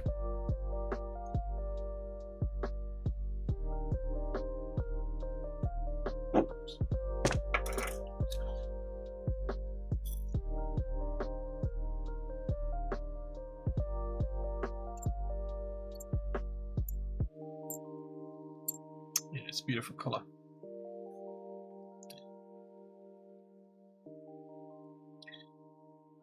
It's a long time since this board's been opened as well. But there's the TGR branding just up here. Camera, please, come on, camera. Camera, you can focus on this. Focus!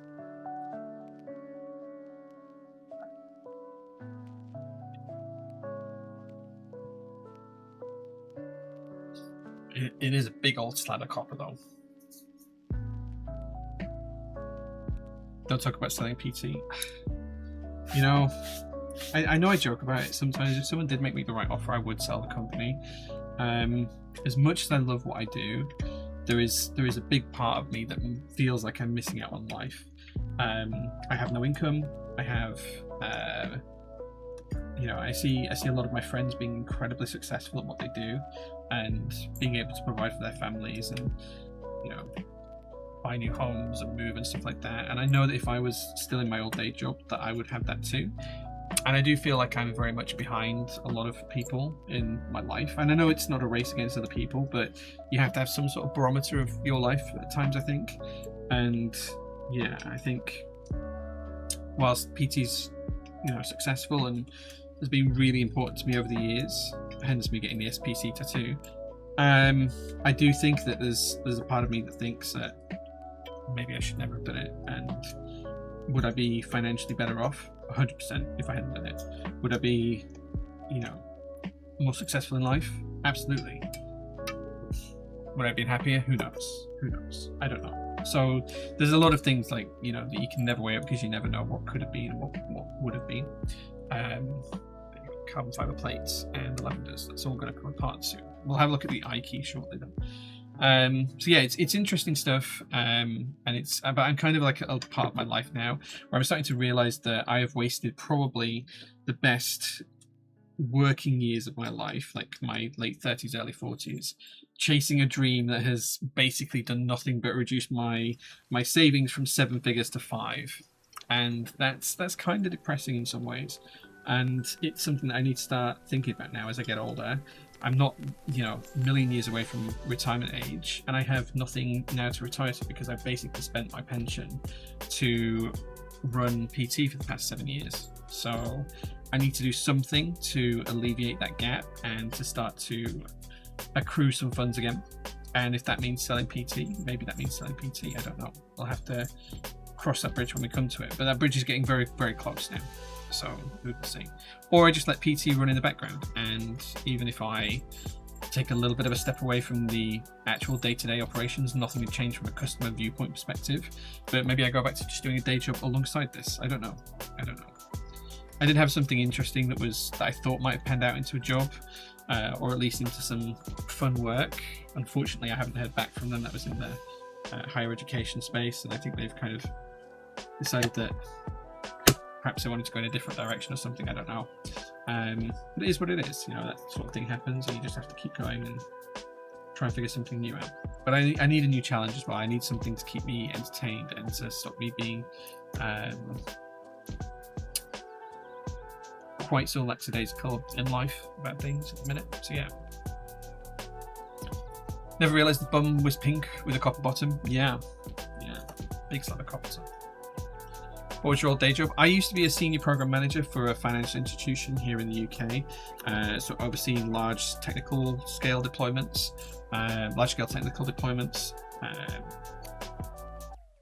basically financial institution, fintech kind of deployments of software, hardware, regulatory changes, tech stacks, all that kind of stuff. But I left that 7 years ago to do this instead. Sell PT and buy index funds? No, I'm not about doing that kind of stuff. And I know that there is some other streamers in the hobby who are massively into, you know, the stock market and stuff. But that's not me. Create a PT build. We have done before. We have done. Gigolo. I'm not attracted to be enough to be a gigolo. Yeah, there we go. Look how good this board looks, like naked. Like, it just looks so good like this. Grass is always green on the other side. I'm sure you've made a meaningful impact to many people's lives. At what cost is what my wife asks me sometimes. At what cost? Jay has achieved far more in the last 10 years than I will in my whole life.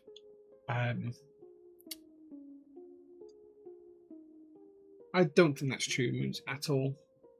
I don't think that's true at all. I think that's far from true. Couldn't you slowly get back into fintech? I don't think that's what I want to do. So I think if I do go back to work, and I've talked about this before at length, but if I do go back to work, and I don't really class PT, I work about 100 hours a week running PT. I don't really class it as work because I don't get paid, and because I don't get paid, I don't have an income. Because I don't have an income, that's where the challenges start, right? Like, my savings would only last so long. I knew this when I started out. I always figured that PT would make enough profit to sustain me and the team. It makes enough profit to sustain the team, but the rest is just taken away in taxation and everything else, because it's so hard to run a business here in the UK. So it doesn't really pay me. I mean, like, I could charge for build services and pay myself from that, I suppose, but that's, you know, it's not massive shakes in amounts of money. And I always knew that going into it, I would be living off my savings for a large chunk of time. I thought 3 to 5 years. It's now 7 years, and as I said, my savings have gone from a 7-figure number down to a 5-figure number, which is a big change. And that means that I'm going to have to start changing how I live my life, and that's not really something I want to do, but it's a fact of life. So yeah, it's just one of those things. I don't want to get back into fintech though, because I don't want to go back to something that has I was excellent at what I did. I know that. I'm very confident about what I did. I don't want to go back to a role where my entire existence and my entire, you know, delivery and output is putting cash into shareholders' pockets. I want to do something that is generating a positive change, which is why I was really excited about the higher education stuff, but it doesn't feel like it's quite panning out like I hoped it would. Unless I'm completely wrong, but I don't think I am. But with the higher education stuff, like, there's such a good feel-good factor of helping people and social mobility and all those kind of great things. So yeah, I was excited about that. I've broadly looked at some other kind of hobby-ish type roles, not related to keyboards, but related to other niche industries that are less niche than keyboards and quite popular. There's maybe opportunities there, but it's not something I have a foothold in, so we'll see. Thank you for the bit. With the one solitary bit, Jakey. So yeah, we'll see. I've considered some charity work and things like that, but at the end of the day, I also need to balance it with a salary that I feel is reasonable. Most charities don't come anywhere near where I feel it needs to be, is from a reasonability perspective, based on my skill set. So I you know, there's a balance there as well that needs to be met. So yeah, so we'll see, but I don't have any answers right now.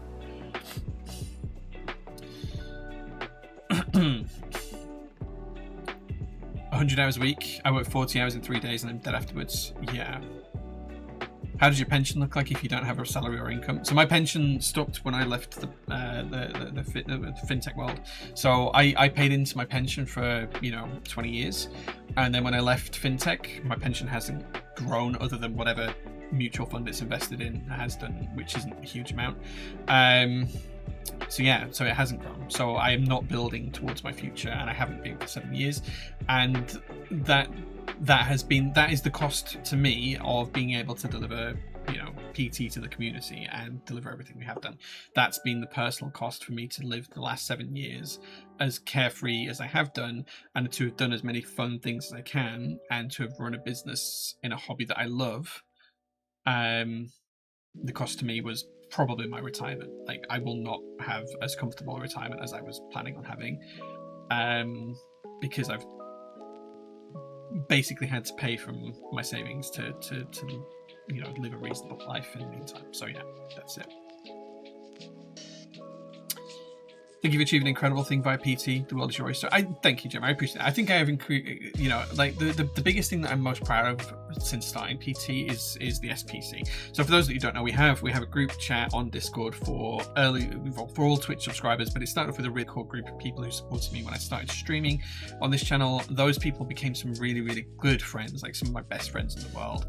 I've done things like climb mountains with them and go to the McLaren factory from Formula One and go to Formula One races, and I've been all around the world with these people. I've been to America and Germany and Asia and all over the world, and I've done some really, really cool things, and I'm incredibly proud of that. which is why I have the SPC rocket logo, this one right here, tattooed on me. That's literally the reason for it. I do think I have to have enabled the last 7 years of my life to be what they have been, which, you know, whilst I've not benefited financially, I've benefited emotionally and through personal growth and experiences. I've basically sacrificed my future to do that now, and I don't know if that's the right thing to have done. I'm starting to get to an age where I'm thinking maybe it wasn't. I don't know. Can work for a mutual company. We're way better than the Stockholm sector. Maybe. You'd have to pay me a hell of a lot of money to do that. Some had 2 bits, now I have 1 left.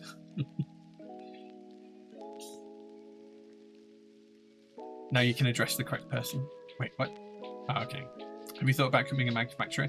We make things all the time. Like, we don't make massive amounts of stuff in house. We do some things, like we manufacture pump plates and 3D print things here. But I like the cost to becoming a manufacturer is intense, because you have to invest in machinery and, you know, manufacturing facilities and staff and training and all of that kind of stuff. And here in the UK, there's not really much opportunity for that, because the UK government is quite anti-manufacturing in many ways and quite anti-small business as well. And I would need to go and get considerable investment, probably in the region of 10 to 15 million quid, to be able to start to look at doing proper scaled manufacturing in, you know, any industry. Could I just go and buy a CNC mill tomorrow and start trying to make some stuff? Sure, but I'm not as bright or as clever as someone like Salvan is, and I don't think I could make any money doing it. I think I'm much better at doing other things. So yeah, maybe. I applaud your transparency and high degree of self-awareness. I hope you steer the ship towards more favourable waters. Thank you, I appreciate that, Marvicius. We'll see. Like, I don't know what the future holds. I do know that the next 18 months holds a massive transition period. I said this 18 months ago, and then a load of things haven't changed that I thought would have changed by now. So our house fell through. So we didn't move house when we were supposed to. We lost the house we were trying to buy. And because all that didn't happen, that 18 months have kind of been shunted forwards. But the next 18 months will change my life considerably, and I don't know whether that'll be for the better or for the worse. But we only here for the ride once, so got to try and make the most of it, right? Anyway, that's enough about me. You guys don't want to hear about that. I felt similar but different about career and life when I moved back into Canada and came back months out of work from surgery. Honestly, you can do anything you put your mind to. You can also catch up if that's something important to you. For all your cheerleaders. Thank you, Jim. I appreciate that. I do. I just feel, yeah.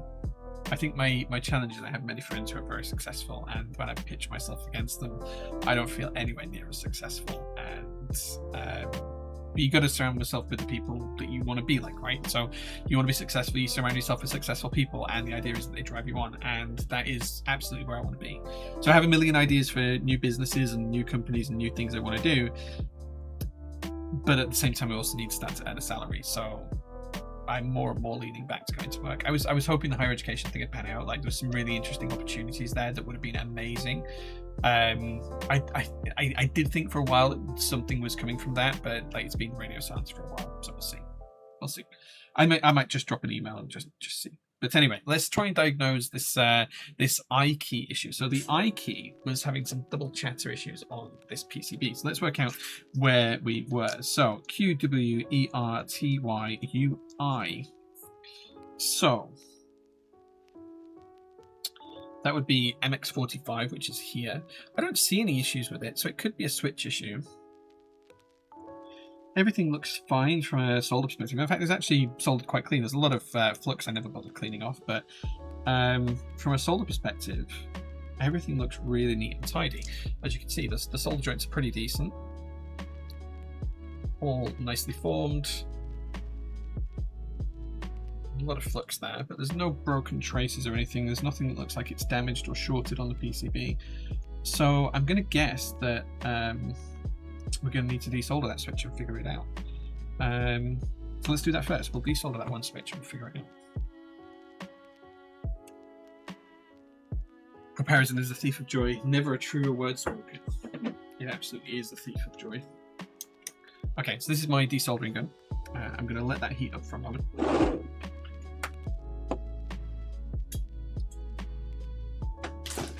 Just going to grab a little heat-proof mat.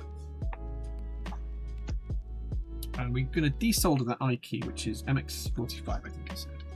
QWERTYUI, yes. And then we'll see if we can figure out what's wrong with that. What solder wire do I use? I use Kester solder, which is somewhere around.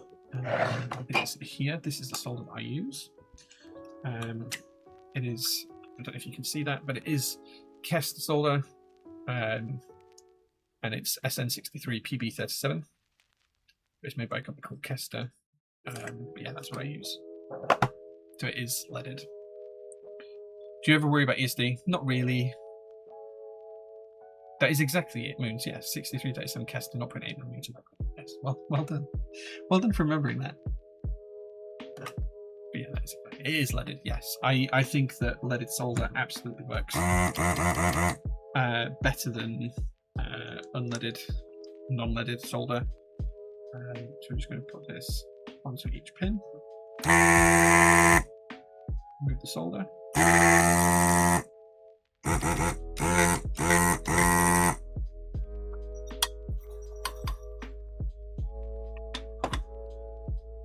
But no, I don't really worry about ESD.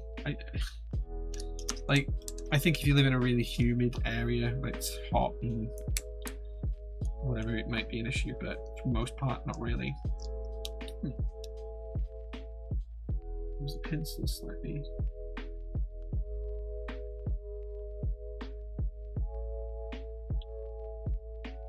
The switch is just slightly snug. There we go. That's the switch out. Let's open the switch up and see if we can figure out what's wrong with it. Yeah, electrostatic discharge. Yeah. I don't think it's much of an issue. I mean, I've never experienced an issue. So there's nothing wrong with the pins, just to clarify that. Let's have a look and take a look inside the switch. I'm going to zoom right in. Okay, that's as far in as I can go. So I'm not seeing any issues. Oh, there is a little bit of tarnishing on the leaf actually. So I don't know if you're going to be able to see this. I'm not sure I'm going to be able to pop the leaf out actually to show you. But there is a little bit of tarnishing on the leaf. Can you see that just there? Can you see? Just at the end of my fingertip, there's a little bit of tarnishing on the leaf. And it's the same on the other side, on this side here where I'm tapping. There's a little bit of tarnishing on the contact points.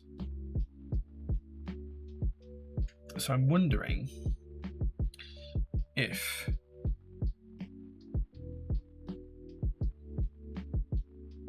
yeah, it carries all the way underneath. So it has carried underneath. It's really hard to show you this. There is tarnishing on the rear of the leaf where it connects. That's where it touches. It touches as the leaf bends over. It kind of connects and pushes into itself. And there is some tarnishing there. It's really hard to show you that, but I hope you can see it. There is some tarnishing. Slightly the same on the other side. See, it's like a darker spot on it.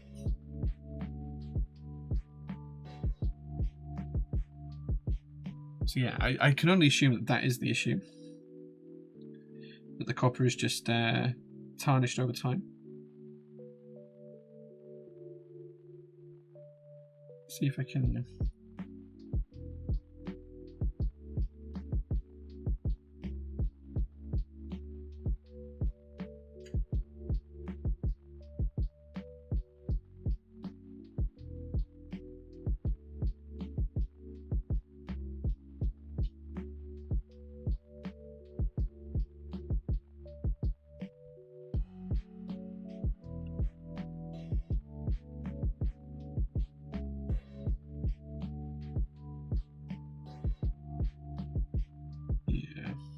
I think it is just tarnishing on the leaf. It's really hard to see it and it's really hard to show you on camera, but it is quite tarnished in there.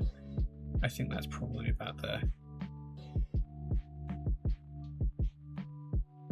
limit of it. But yes, I suspect that that is our fault. Either way, we're not going to be using these switches. We are going to be using different switches. So it is time to desolder the rest of the board. I think that has answered that it's probably just a tarnish issue. That's causing the slight chatter on that switch. Yeah, I won't be opening up them all to check them, but we will take them all out of the board.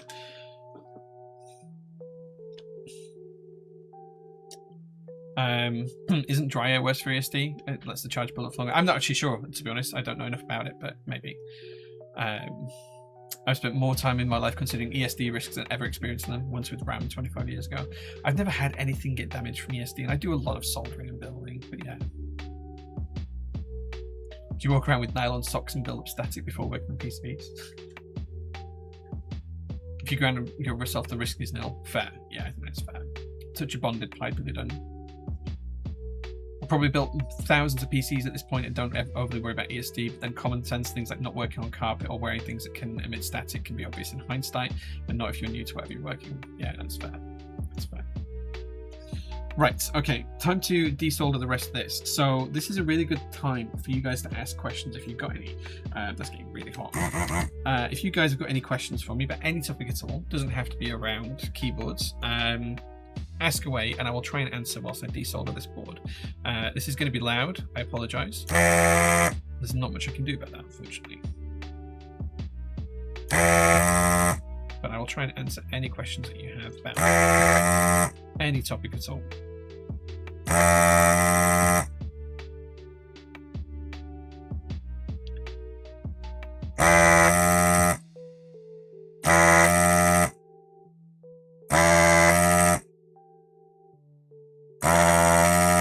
And the reason why I'm doing this vertically is this is a gun, so it sucks horizontally. If you try and suck up, you're making the gun do twice as much work, and you're much more likely to get a clog. So always try and do it as horizontally as you can.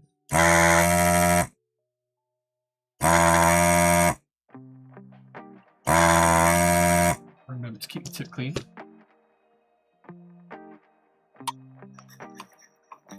What tip nozzle are you using for the desoldering gun? I think it's 0.8mm.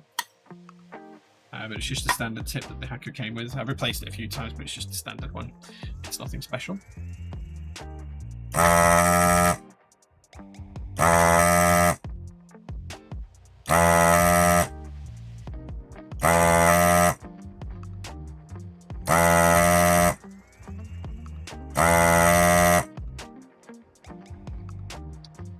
Sucks the soldering as well. Yes, it does. Yeah, so the solder collects in this little glass vial in the middle here where my finger's waving, and then you can empty the glass vial out every now and again.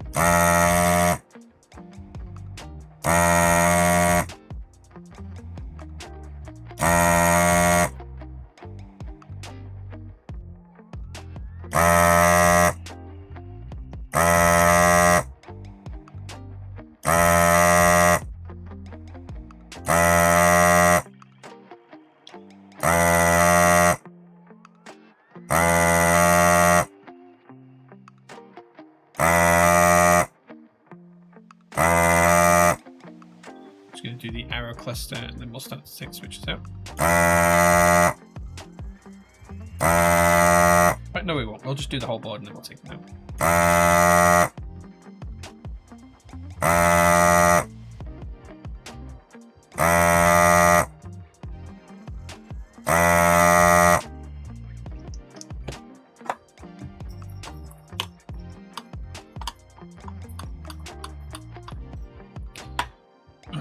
How many sticks before you have to clear solder out? It should do 2 full keyboards and then I end up having to clear out the vial. More often than not, you end up getting a blockage at some point. There's like a little tool I've got somewhere that you can push down to try and clear it out. But that's also the reason why I keep cleaning the nozzle. And it's also why I suck out and keep sucking whilst I move away. So it's sucking in air after the salt, so it's keeping the tube nice and clean. Otherwise, if you stop the suction whilst and don't run it for long enough whilst you're on the spot, you can find that the solder doesn't make it all the way down the tube and into the collection chamber. It just gets halfway down and then it sets in the collection chamber and it just blocks it up. So just trying to reduce blocking. So yeah.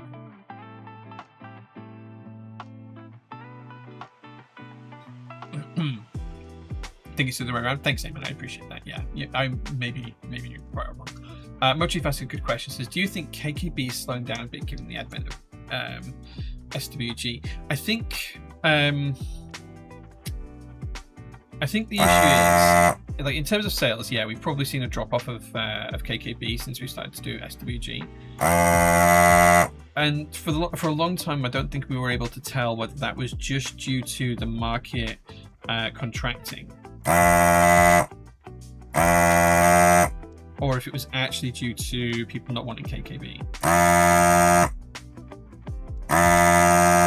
And what we have noticed, I think, is that there's a lot of new sets that are coming out that are a little bit cheaper than they were with KKB, and that might help.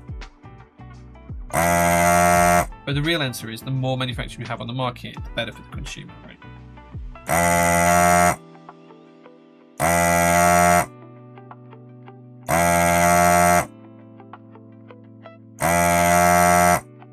So I think anyone who really is into keyboards would want every manufacturer to do well, because then you've got more choice on the market, and to have people say, oh, this manufacturer's crap, they don't deserve to be around, that's negative towards the actual market and doesn't help the hobby in any way. So I think yes, but we should root for all of the manufacturers to be good and to do well.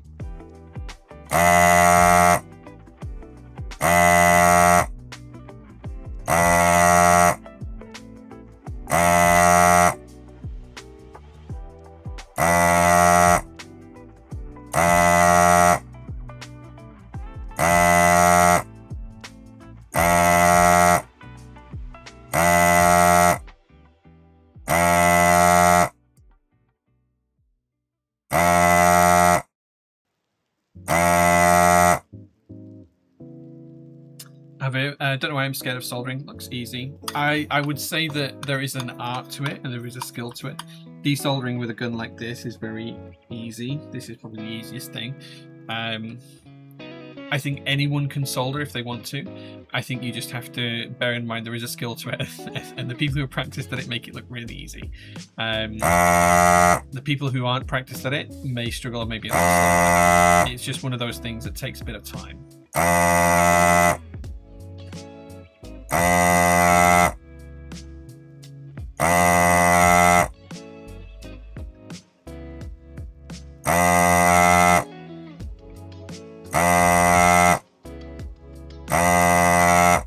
I don't think anyone can learn how to solder.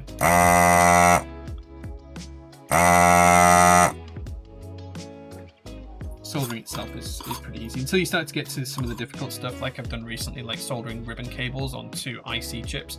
That can be quite difficult, like when I've done the Dreamcast and PlayStation 1 HDMI mods. They're pretty difficult to do, and I do worry about them and have to do a lot of testing to make sure they're right.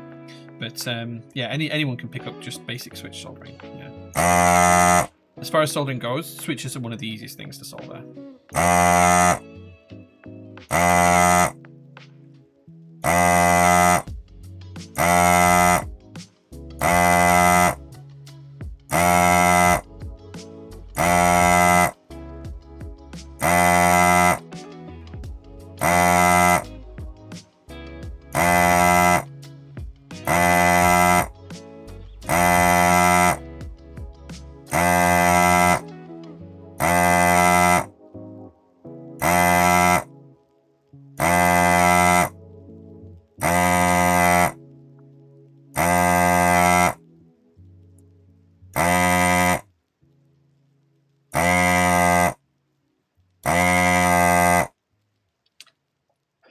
Have you ever used it for desoldering anything besides keyboards? Yeah, loads of times. The Nixie tube clocks that I've built, they've seen this being used a few times on them.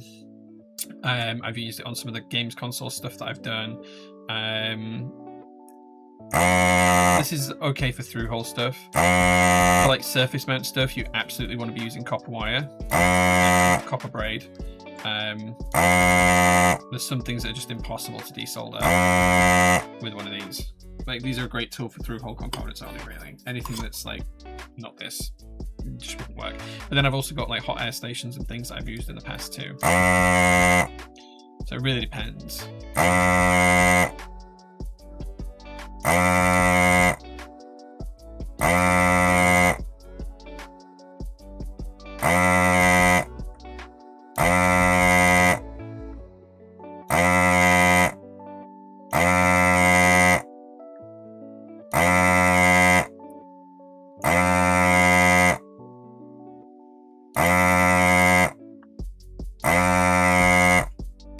Starting to get round to the bottom end of the PCB now, so I'm going to flip it around.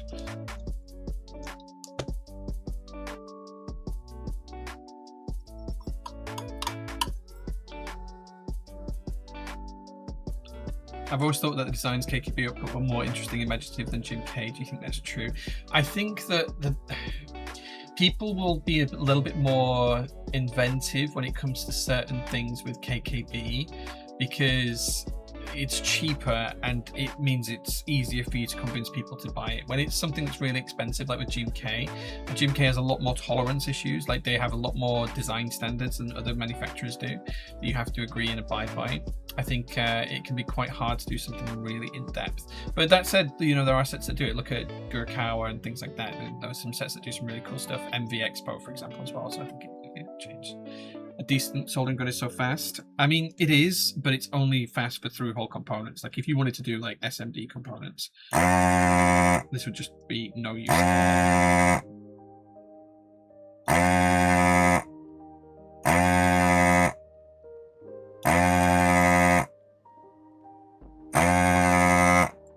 You also got to remember, I do this like 10 times a week.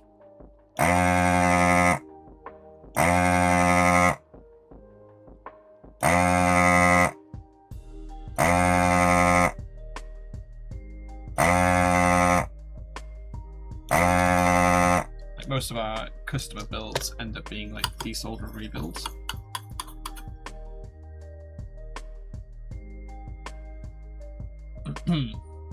Manga Keep says, hello Jay, may I bother you for a hot second? Were you able to try top mount for the Ophanim? I only tried the build that I was, as I sent it to you, Manga Keeps. I don't think I managed to try any other builds on it, I'm afraid. So I'm not quite sure how I built it. I don't recall.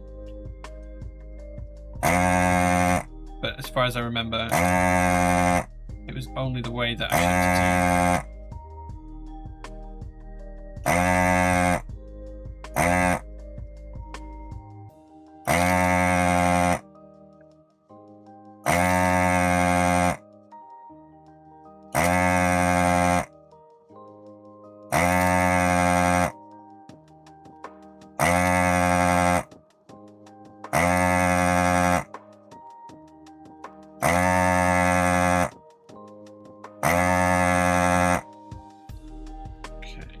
Starting to get there now. Not too many more to go.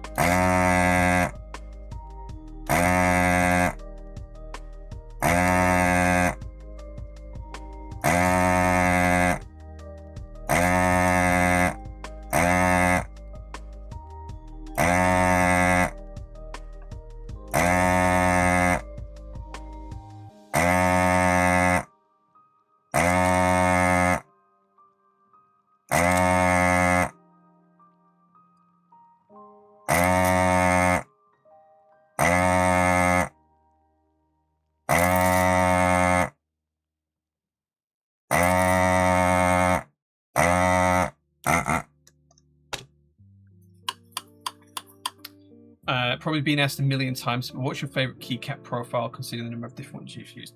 Quanta, it's a good question. I think my favorite is still Cherry, just because I'm so familiar with it. I think Cherry will always be my favorite, but some of the other ones that I do like are MT New. I really like MT New. It feels like a hug on your fingertips. I'm a big fan of DCS as well.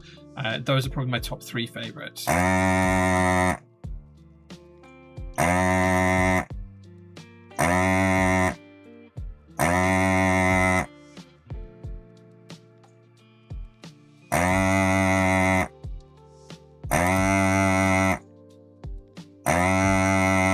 It's starting to feel like it's getting jammed. It sounds a little bit dead when I'm using the suction, so I'm just going to grab the tool if I can find it and clear out the nozzle.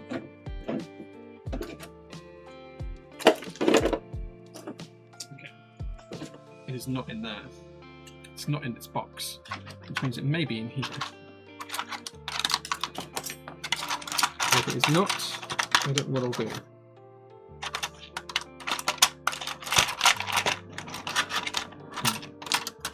Okay, I don't know where the tool for that has gone now.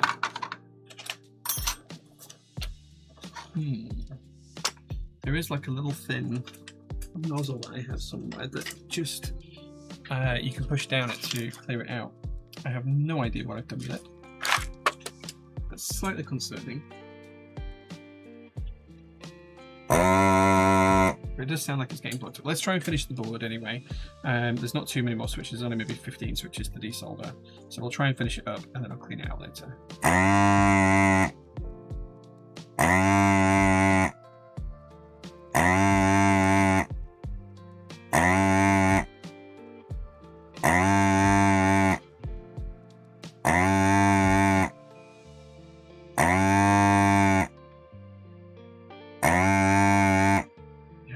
Switches that maybe not desoldered fully here.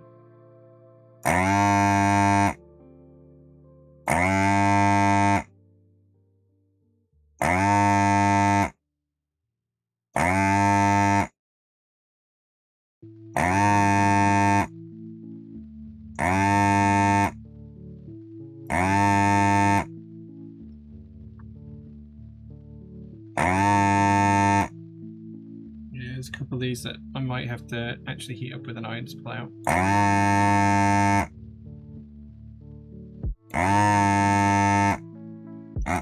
really don't know where the tool's gone, but it's definitely getting jammed now. This is slightly frustrating. Where on earth is it? It should be somewhere about on the desk, but I don't know where I've done with it.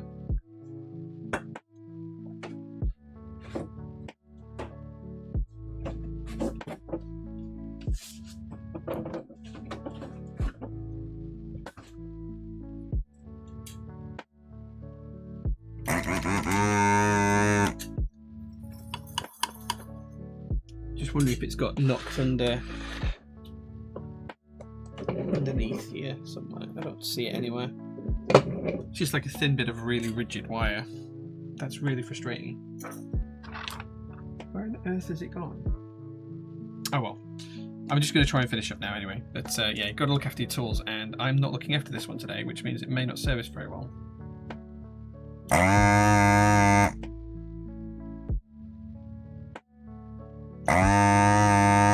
Yeah, there's definitely still some solder left in these holes. Do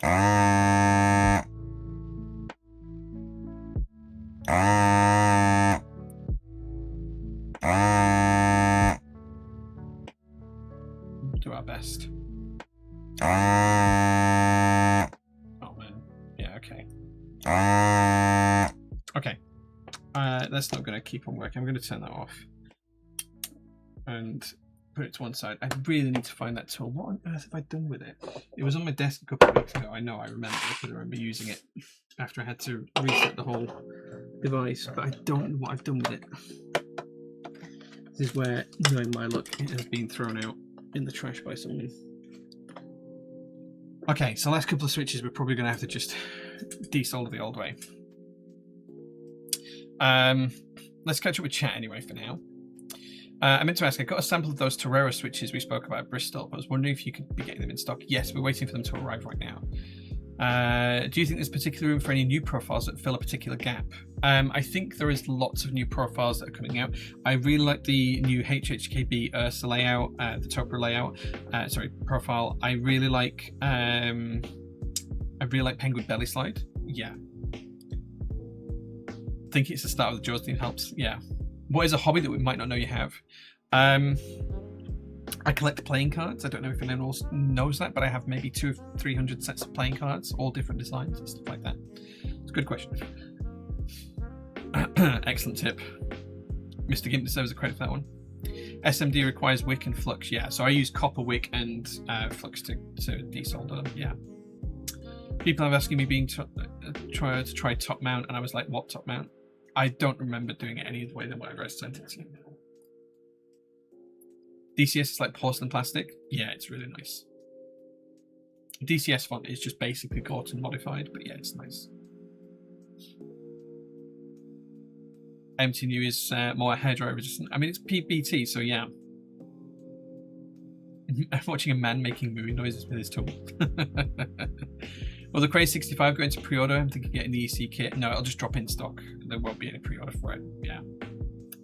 I like MP profile, which is like PBS. I don't know if I've tried NP. Maybe I have, maybe I haven't. Right, I'm just going to pull out the switches that I have desoldered. I'm slightly annoyed that I can't find this rod to shove down my tip. I'm just going to have a look in one more place.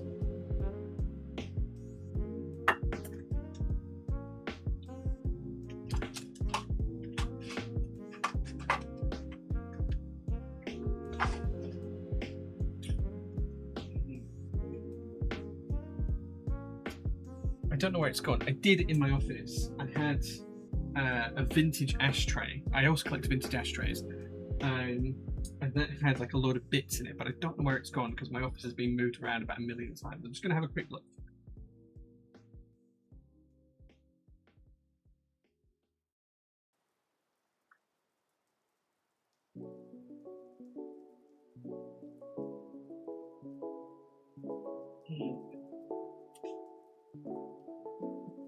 Oh, it's in. So there is a chance that the wire I'm looking for is in this old ashtray.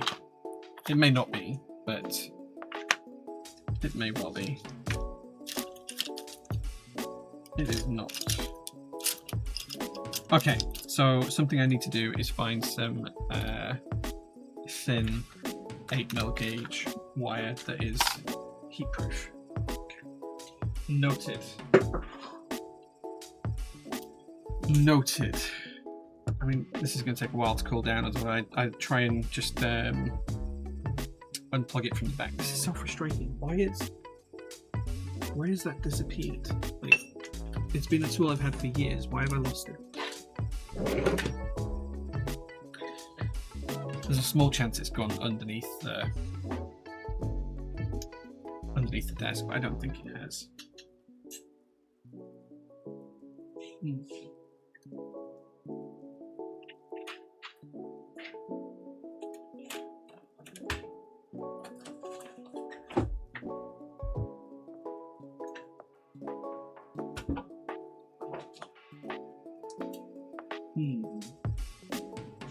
No, I do have some boxes underneath my desk. I thought it might have gone into those, but it hasn't.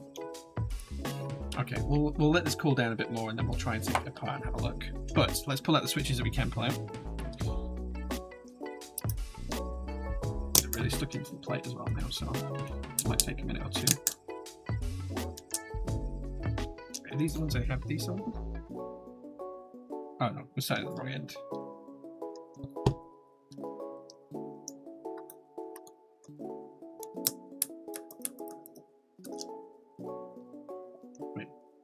Which ones have I desoldered? Oh no, that was the right side. Yeah. Right, these ones should all come out. Oops. There we go. Did we knock it off the table and pulling the dock off? We did have to tug quite hard. Maybe it could have gone on the floor when we did that. Yeah. Been out of the hobby for a while. Any switch additions? Was buying the Yoga S, but not massive fan of long pole switches. Yeah, TCC PT Black. Yeah, they're great switches. VDV linears also been really popular recently, and we've just put all of our switches down to a standard $1.99 pricing for 10 switches, so all switches are 19 pence each or cheaper on the website now.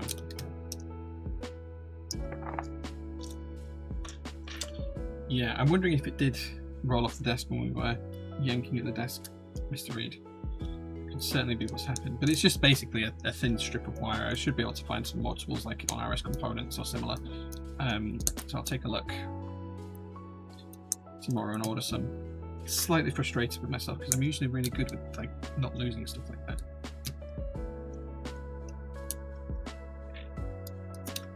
Oops.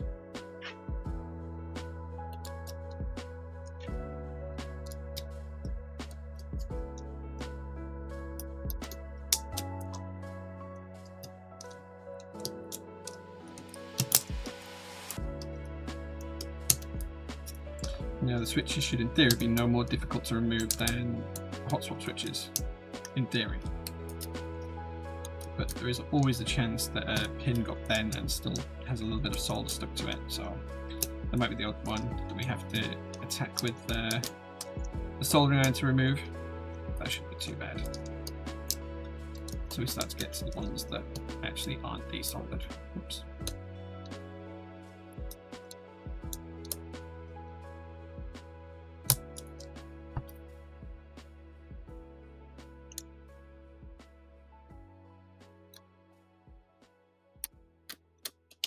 That might need a little bit of heat.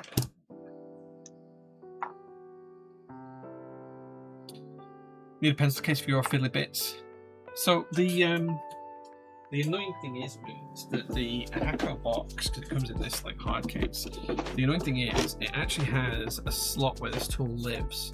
It comes with a screwdriver, and it comes with one tool that goes in that slot there, and it's that tool that is missing. I have some spare tips and stuff in here as well, and this is to take off the hot tips when it's but yeah, I've lost that one tool, and you can see the other tool that is the screwdriver for the parts is there, and I'm usually really good at looking after stuff like that, so I'm really annoyed that I've lost this one bit.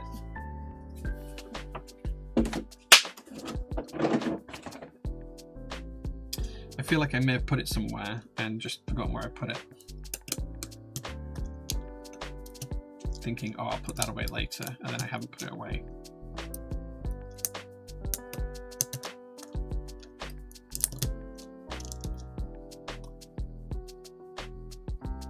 I binned it and everything else, sorry. Yeah. Thanks, Juna. Thanks for throwing all my stuff away.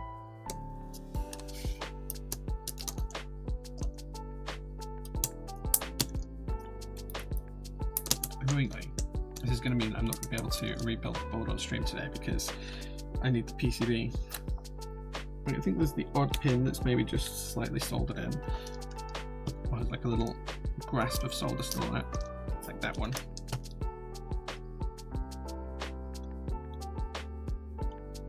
This one as well. I should just grab it now. Something like that.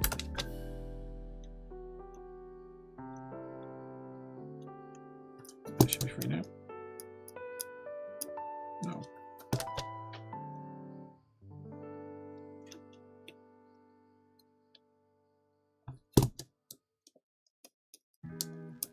Come on, there we go.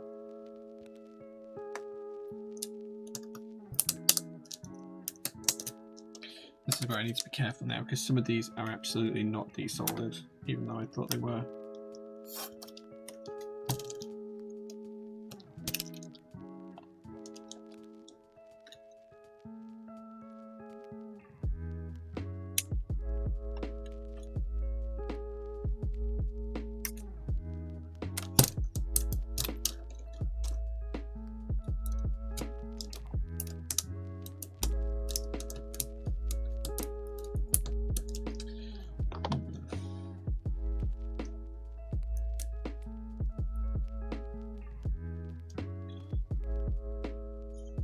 Okay, I mean, in theory, the whole of the top row should be free.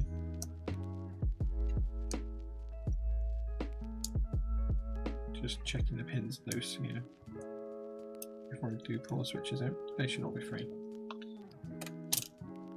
Use some wire. I mean, it is just a piece of wire that's coiled. I don't have any wire that would fit to hand, and all my screwdrivers would melt in the heat because you want heat going through it as well. And most screwdrivers, most tool steel is not designed for 400 degrees Celsius temperatures. So, yeah, I would imagine that we'd have some issues with putting screwdrivers down there as well.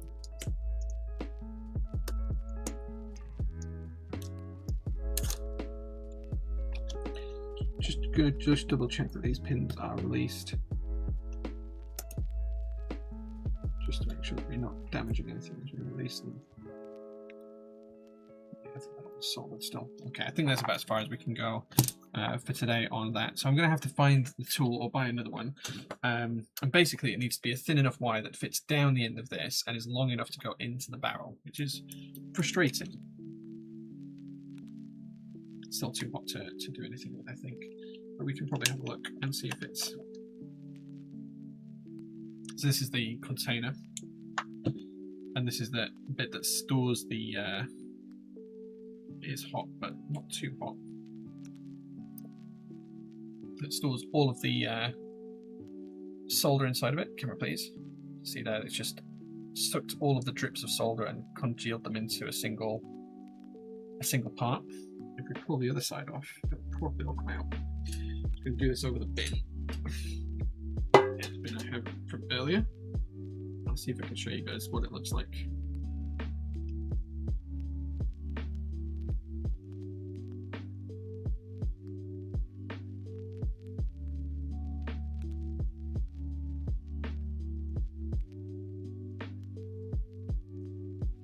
So here you can see it's just a solid blob of solder inside.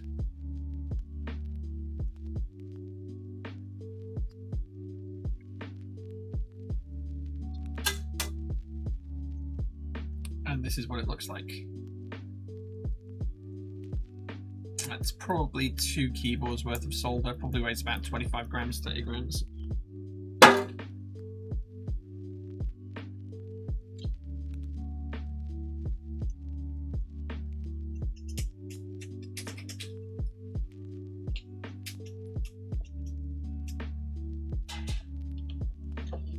That's the glass tube. It's still got some solder stuck inside of it, but it's about as clean as it'll ever need to be. Right, so let's put this back together, and then let's see if that has unblocked it, because it could have just been this was blocked, which was stopping it sucking the air fully through. So we'll see. Oh, in fact, actually, it may be the pad at the back, look, is all full of aerosolized solder as well. So it could be that was the issue. We can put a new pad in though quite easily because I have one.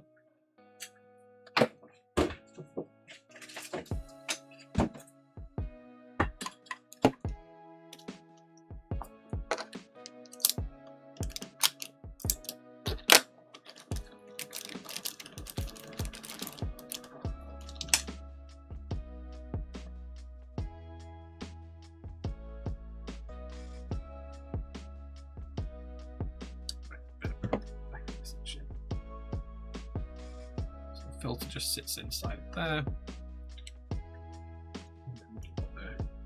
Going back together, just like so. Turn it back on. Give it a minute to heat up, and then we'll see if it's it was blocked at the filter end. I think it's actually got blockage in the tunnel, but we'll see. Coffee check. The Adept. I'm not actually drinking any coffee right now because it's finished, but it was our fiction blend, my very own coffee, and it's a fiction blend that I was drinking today. But we are going through a rebrand very, very soon, so the whole coffee is going to go through a rebrand. Bent spacebar stabilizer. So the spacebar stabilizers are slightly too thick to fit down the hole. Unfortunately, I have tried them before. They're slightly too thick. But yeah. Yeah, it still sounds blocked.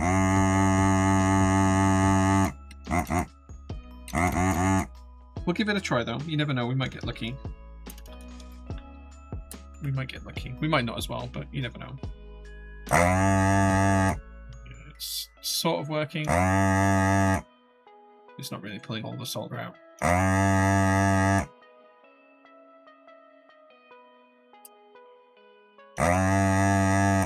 Yeah, it's blocked in the actual tube. So I'm going to need the tool, unfortunately. It's on full heat and it's still getting stuck, so yeah. Okay, such is life. We live and we learn. I am really annoyed that I've lost that tool though, because it was like here and it's not anymore. So who knows, maybe I'll turn up. Right, okay, so I can't finish anything more off on that board, unfortunately, but that's just the way that cookies crumble sometimes. So rather than do that, let's maybe have a look at the Juna keyboard for the last 10-15 minutes.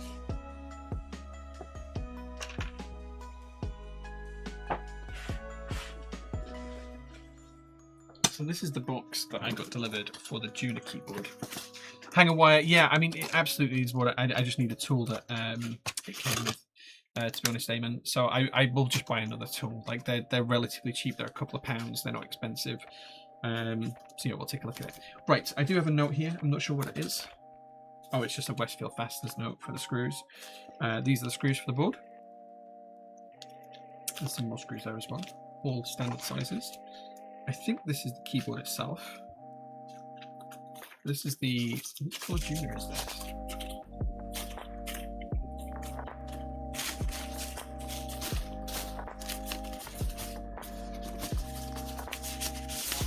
Oof, what a colour. What a great colour that is. Look at that.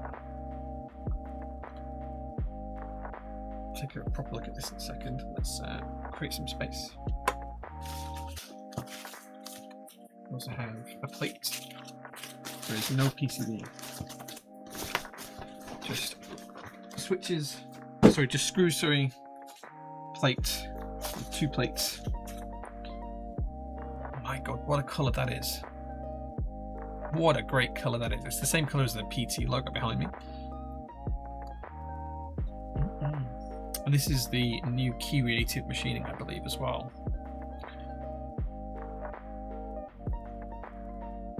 I said when this was in group buy that this is a keyboard for keyboard nerds.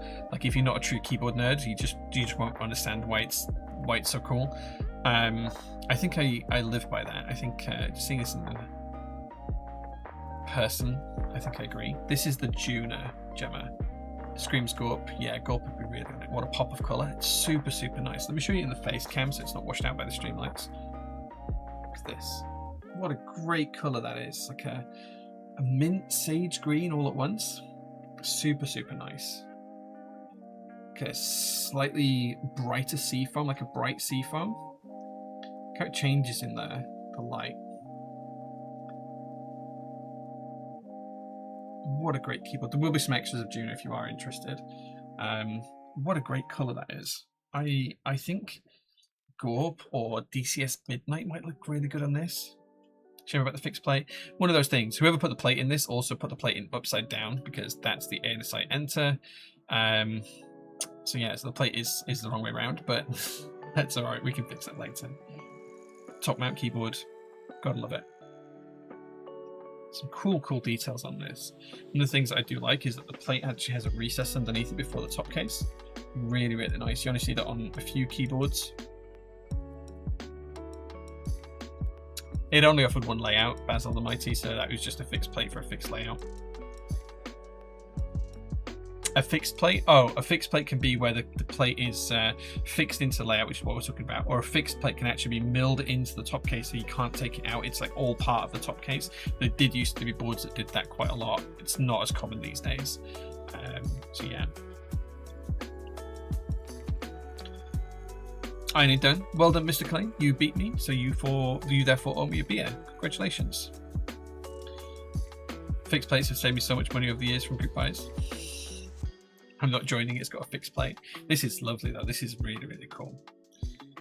The brass has been protected. I can feel there's like a clear coat on that, which is nice. The anodization is actually pretty good. There's a couple of things that I'm noticing. I mean, this is a prototype. There's a couple of things that I'm noticing I wouldn't be happy with from a group buy perspective in the anodizing. There's a slight texture to it, which I'm not sure the camera will pick up.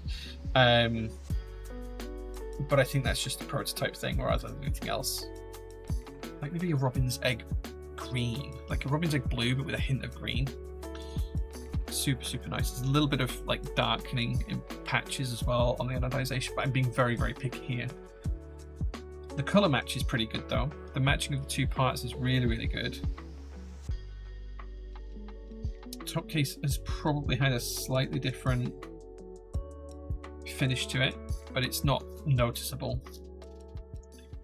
The gap, the seam is consistent. No issues there. The chamfers are really nice. The chamfers are absolutely lovely. The tiniest bit of bowing to the case, if you look down the length, this is going to be really hard to show on camera. If you look down the length of it, if I try and get it lined up there, there's a tiniest bit of bowing to the top case.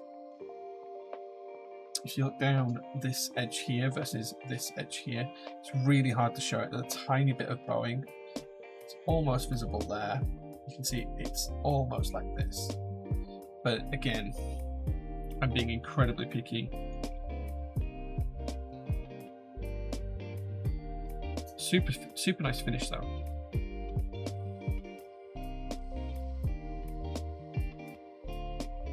Tiniest bit of bowing on top bit just towards this area here. Not on the outside though, just on the inside edge. It's quite thin though. I wonder if I can have like a straight edge. I can check that with. Does this got a straight edge on it? This is not data. This is curated as far as I'm aware. I might be wrong, but as far as I'm aware, it's curated. Okay, so I don't have a totally flat. Yeah, just runs out slightly. It's like maybe half a millimeter. Just slightly runs out. I wish I had like a straight edge that I could put in there that was long enough. I mean, this is straight, but it's not long enough.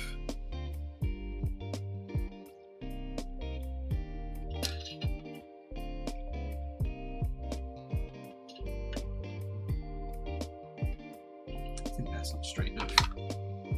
I could do it. I need to get like a nice, perfect straight edge in there. I don't have a ruler or anything that's long enough to do it with.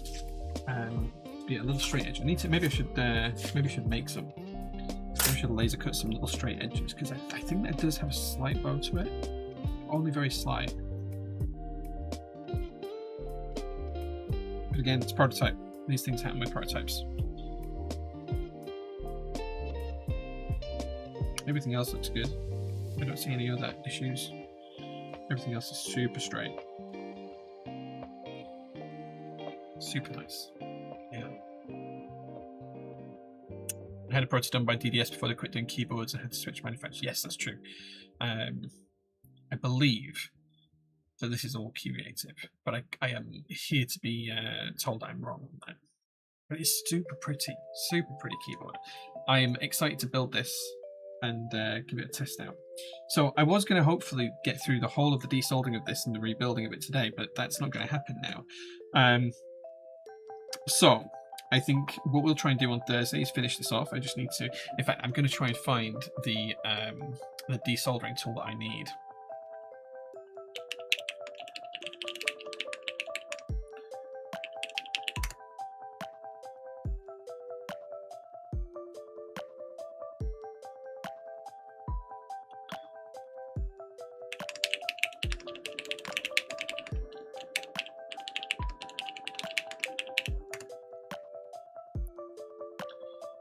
Is it this? Oh, let me have a look. See. It is exactly that, yes. £5.71. Delivery tomorrow. I'm going to try and find it somewhere that's not on... So I will show you guys this link. So this is the link. I would prefer to not buy it from Amazon. This is the tool I'm looking for. This long one here with the kind of like twisted end. This one here. And effectively you just push it down the rod and you can use a twisted end to be able to sound down the hole effectively and use it. I just don't want to buy it on Amazon unless I have to, because whilst that's cheap, it's $6.99, $5.71 plus VAT. Oh wait, actually no, they charged me more on the business one. This is on the business Amazon. Oh no, it's not. This is on the standard Amazon. On the business Amazon, it is cheaper. Okay, it's £5.65 including VAT. So this is because I'm not logged in on this one. But yeah, okay, that is the tool. I'm just gonna suck it up and order it. Specific ones for specific stations. Yeah, I might have to look around and make sure it's the exact right size, but I will order the correct one. Why is it so cheap for you? It costs €20 for me. This is in the UK. So maybe it's from amazon.co.uk that it's got to ship it over to Uniku. But yeah, it could be that. I will double check that my desoldering station is one of those though, because I've got the FR301 cleaning pin set for FR301.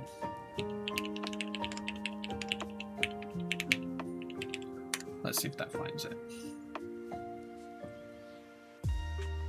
No.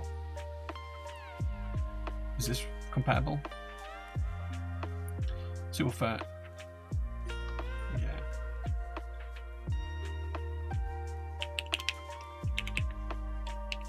Let's see if that finds it. No. 10 kinds of stainless steel, a needle set through hole desoldering, welding 0.7 to 1.3 mm. Okay, that will absolutely cover it. That will be one of those that will absolutely work.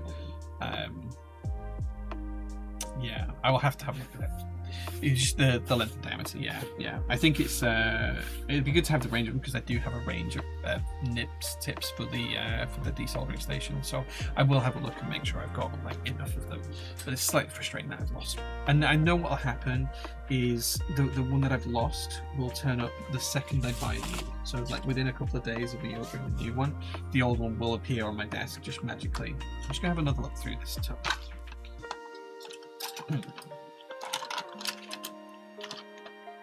Because if I was going to put it anywhere, it would be in this tub, but I'm pretty sure it's not in here.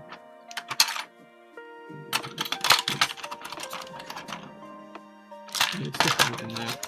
That's really, really annoying. I'm such an idiot sometimes. Anyway, it is what it is. I can't fix it now. Yeah, I have the the FR301 range of tips. Thank you very much, Reed, for a second link. I appreciate you. Might be right next to where you put the tub, it fell out maybe. Do you know what? It could well be. I have a whole desk of stuff. Like the desk is massive. It's 2.5 meters long, or 2 meters long, sorry. So it's a big old desk, and it's entirely possible that it's rolled somewhere. It's underneath a piece of paper, or it's underneath a bit of wire or something. My desk is pretty untidy. I'll have. Thank you, Virakush. I appreciate the link as well. I will save that. Yeah, that is the exact correct one because it's got the same yellow sticker mine had on it. €3.50. I may just buy 10. But yes, that is the one I need. Cool. Right, I will figure it out. I'll make sure we get one, and then we'll have a look at the Juna for next week as well. So yeah, thank you. Everyone's sending me links. Oh yeah, it's got all the tips and bits and stuff. I could do with some new filter packs. Actually, I might just buy a whole new series of filters and everything else that's replaceable for it as well. That might not be a bad idea. Yeah, I might just do all of that. Parts and options. Oh yeah, okay. Enclosure pipes, ceramic filter papers, pre-filter. Yeah, okay. Front holder. Cleaning pin. Yeah, okay. Yeah. Okay. Oh, actually, interestingly, if I take the nozzle out, I can use the larger cleaning pin. If it's cool enough, should we do that now? Let's do that now. Let's see if we can do that now. Let's move the Juna out of the way.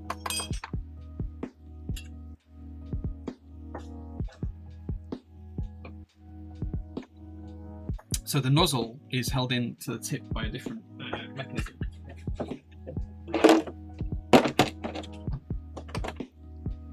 I always thought this was a screwdriver, but if it's a nozzle cleaning thing, which the link suggests it is, maybe it just goes down the barrel and not through the nozzle. So let's take the nozzle off.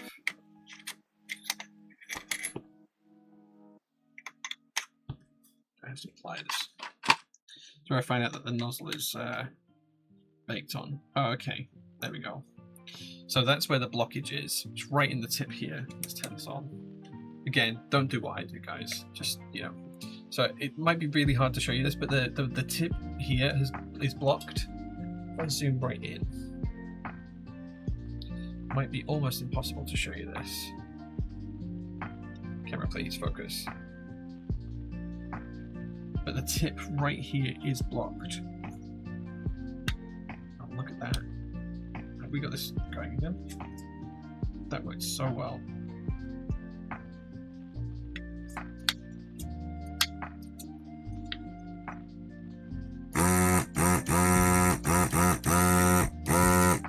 Okay, great. So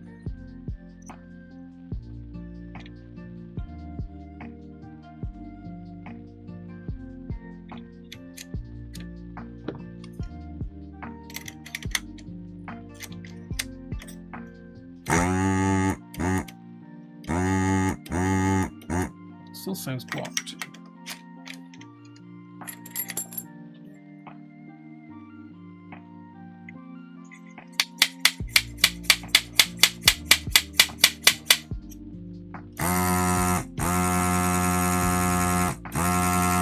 That sounds alright. Was the nozzle blocked as well?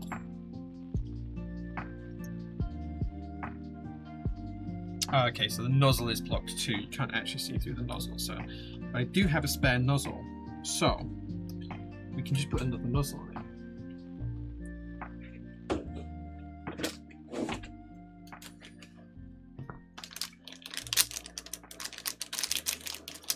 Fixing things live. Yeah, it was in the tip as well. This will mean I have to buy new tips as well, but that's fine. That's fine.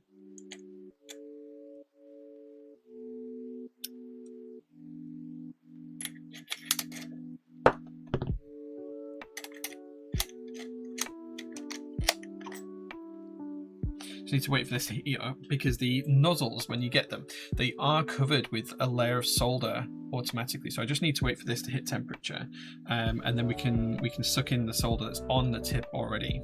Because, as I say, these tips do come pre-tinned.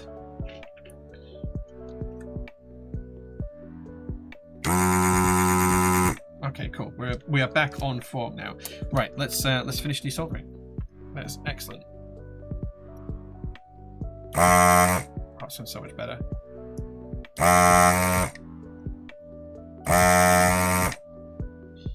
Question is, how many of these did we?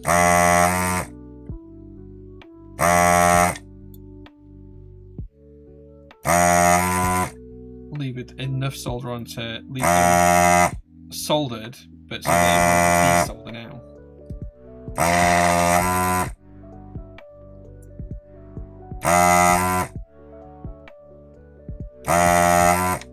Okay. Right, where did we get up to?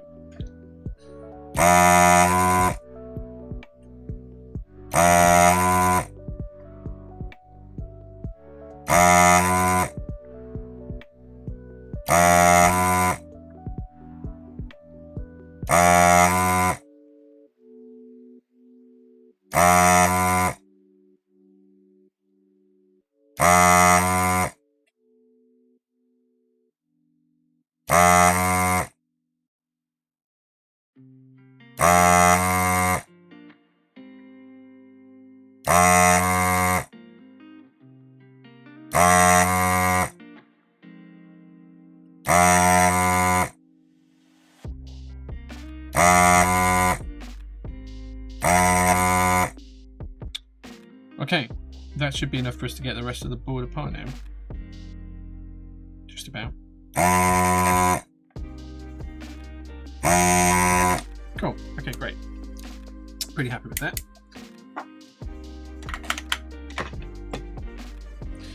Let's take these switches out. We might try and rescue this this tip. Let's go put that to one side.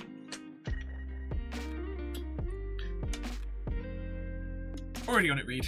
There you go.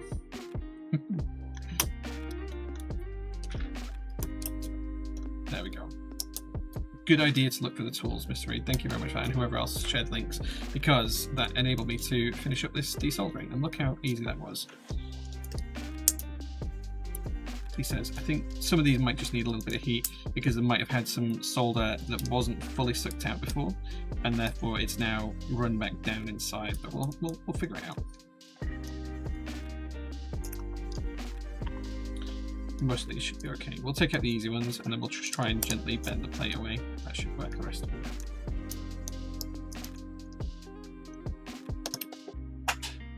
Okay. That switch decided to do an escape.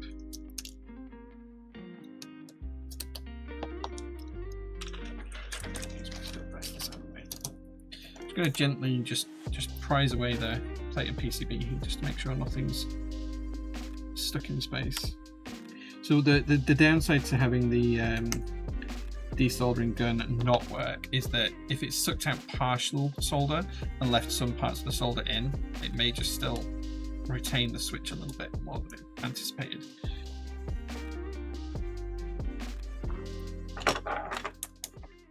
There might be the odd pin that is just not loose because there is a tiniest bit of solder that's holding it in place.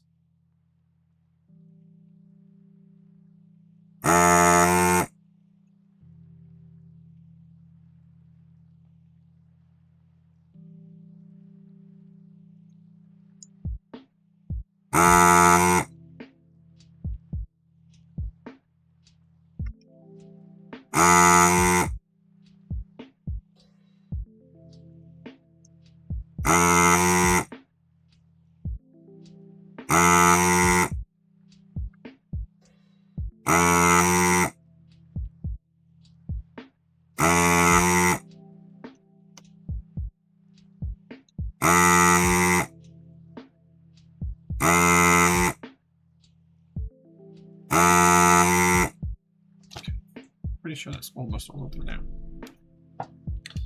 Pull the plate from the PCB with the switches attached. I mean, it's okay to loosen stuff that way, but like if it's already loose, but I wouldn't want to like rip it like that on purpose. Like if I was confident that we're all desoldered, maybe, but sometimes when you use the desoldering gun, if it doesn't come away cleanly and remove all the solder immediately, it leaves a tiniest little bit in the socket, and then trying to suck it out with the same desoldering gun doesn't really work. You almost have to resolder it to be able to desolder it fully cleanly. I think that's what's happened with a few of these switches.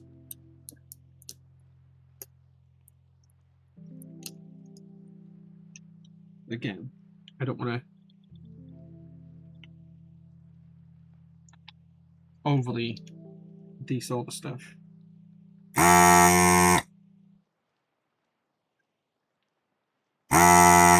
I've run too much heat through the PCB until I have to.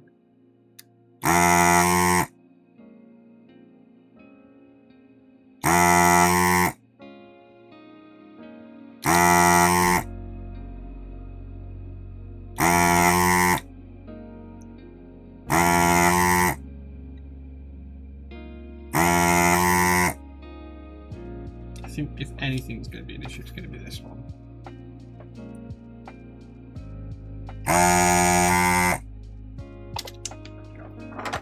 Give that a try.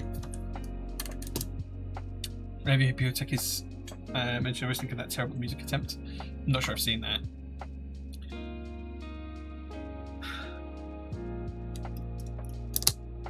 I mean, I don't think I'd ever be able to have a meaningful discussion with Hypnotech about anything, if I'm completely honest. Like, the guy has just got a lot of no idea about stuff sometimes.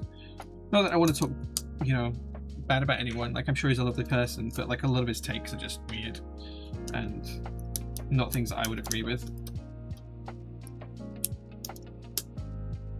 And I'm pretty sure he also just like is a paid shill for a lot of things now, which is fine if that's what you want to be, but I'd struggle to be able to do that.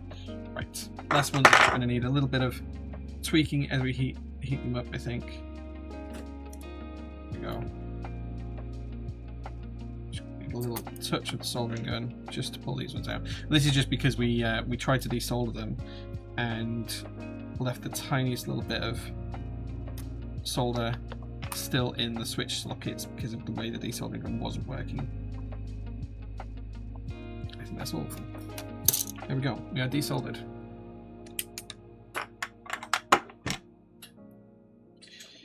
Divina Papaya. As far as I know, it's still on the website. It's still in production, and it's not too far away. There we go. Carbon fiber plate done. Desoldered. Pretty clean, despite our issues.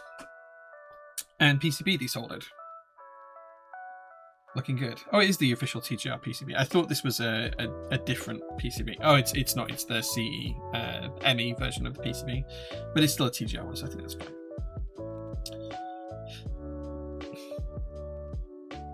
Okay, it's actually pretty clean underneath now. I just need to give it a scrub with some isopropyl alcohol to take off all of the desoldering goodness. Yeah. Could be motif. Is Divina Papaya taking so long due to all the colours? Never considered the effort to make such a set. So the reason Divina Papaya is taking so long, as far as I understand it, is to match the CYL colours with the MTNU colours, because it's PBT versus ABS, and getting both to match is quite difficult. I believe that's what it is. But as long as it's still up on the website in pre-order, which I think it is, you can pre-order it.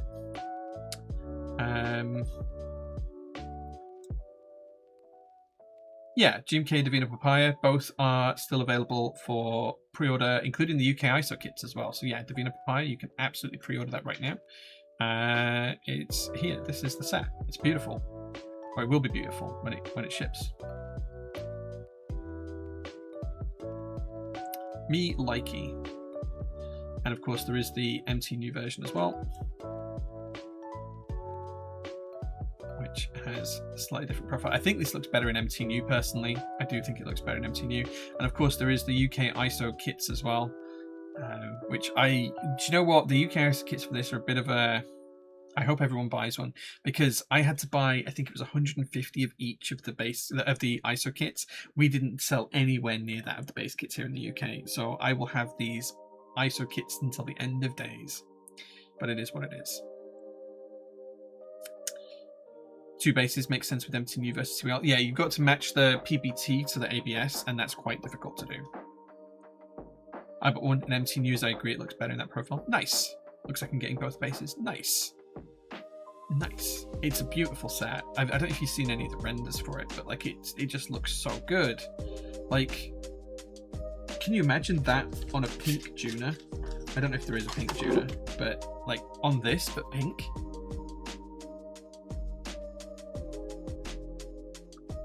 Like this, but pink. It would look so good on that. It would look so good on it. Gotta support the effort. Thanks, man. I appreciate that. But yeah, it's a beautiful, beautiful key set. Look how good it looks. I know it's the Bion 60, but EN 60. Super, super nice set. Rounded tops of the MT New give the pastel colours a gumball look. Hard to explain. I think pastel looks really good in MT New just as a concept. Like pastel colours look so good on this huge, deep dished keycap set. I don't think it looks bad in Cherry at all, but I do think it looks nicer in MT New. Like I think it looks great in Cherry, but I do think there's just something about MT New that makes it look really, really nice. Superb renders, whoever did them as well. I can't remember who it was. Did I list them? No. Yeah.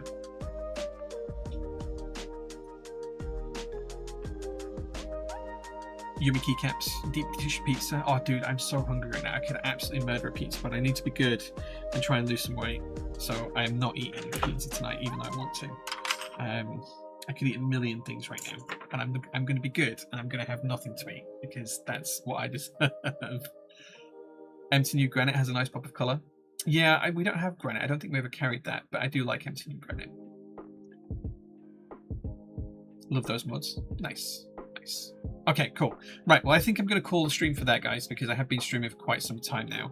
And desoldering is never the most fun thing to watch. But it does mean that we're going to have a really cool build on Thursday, because we're going to finish rebuilding the TGR on Thursday. And we'll also have a really cool build on Sunday, because we're going to build the Juna. I need to find a PCB out for it, but we'll build the Juna. So yeah, thank you so much for watching, guys. I thoroughly appreciate it. I will see you guys again very, very soon on stream. Come and check us out on Discord, Instagram, all of the other social medias, because that's where I'll be for the rest of the week. And keep an update on stock drops and everything that are going to happen this week, because there's lots and lots coming. But thank you so much for watching, guys. I thoroughly appreciate every last one of you. And don't forget, I did get the SPC logo tattooed on my body permanently. So you should drop us a follow, drop us whatever you can, or come and subscribe and join the SPC on Discord, because it's a great place to be. Anyway, thank you very much for the stream. I will see you guys again on stream very, very soon. Take care and have a really, really, really great rest of your evening and rest of your weekend. See you.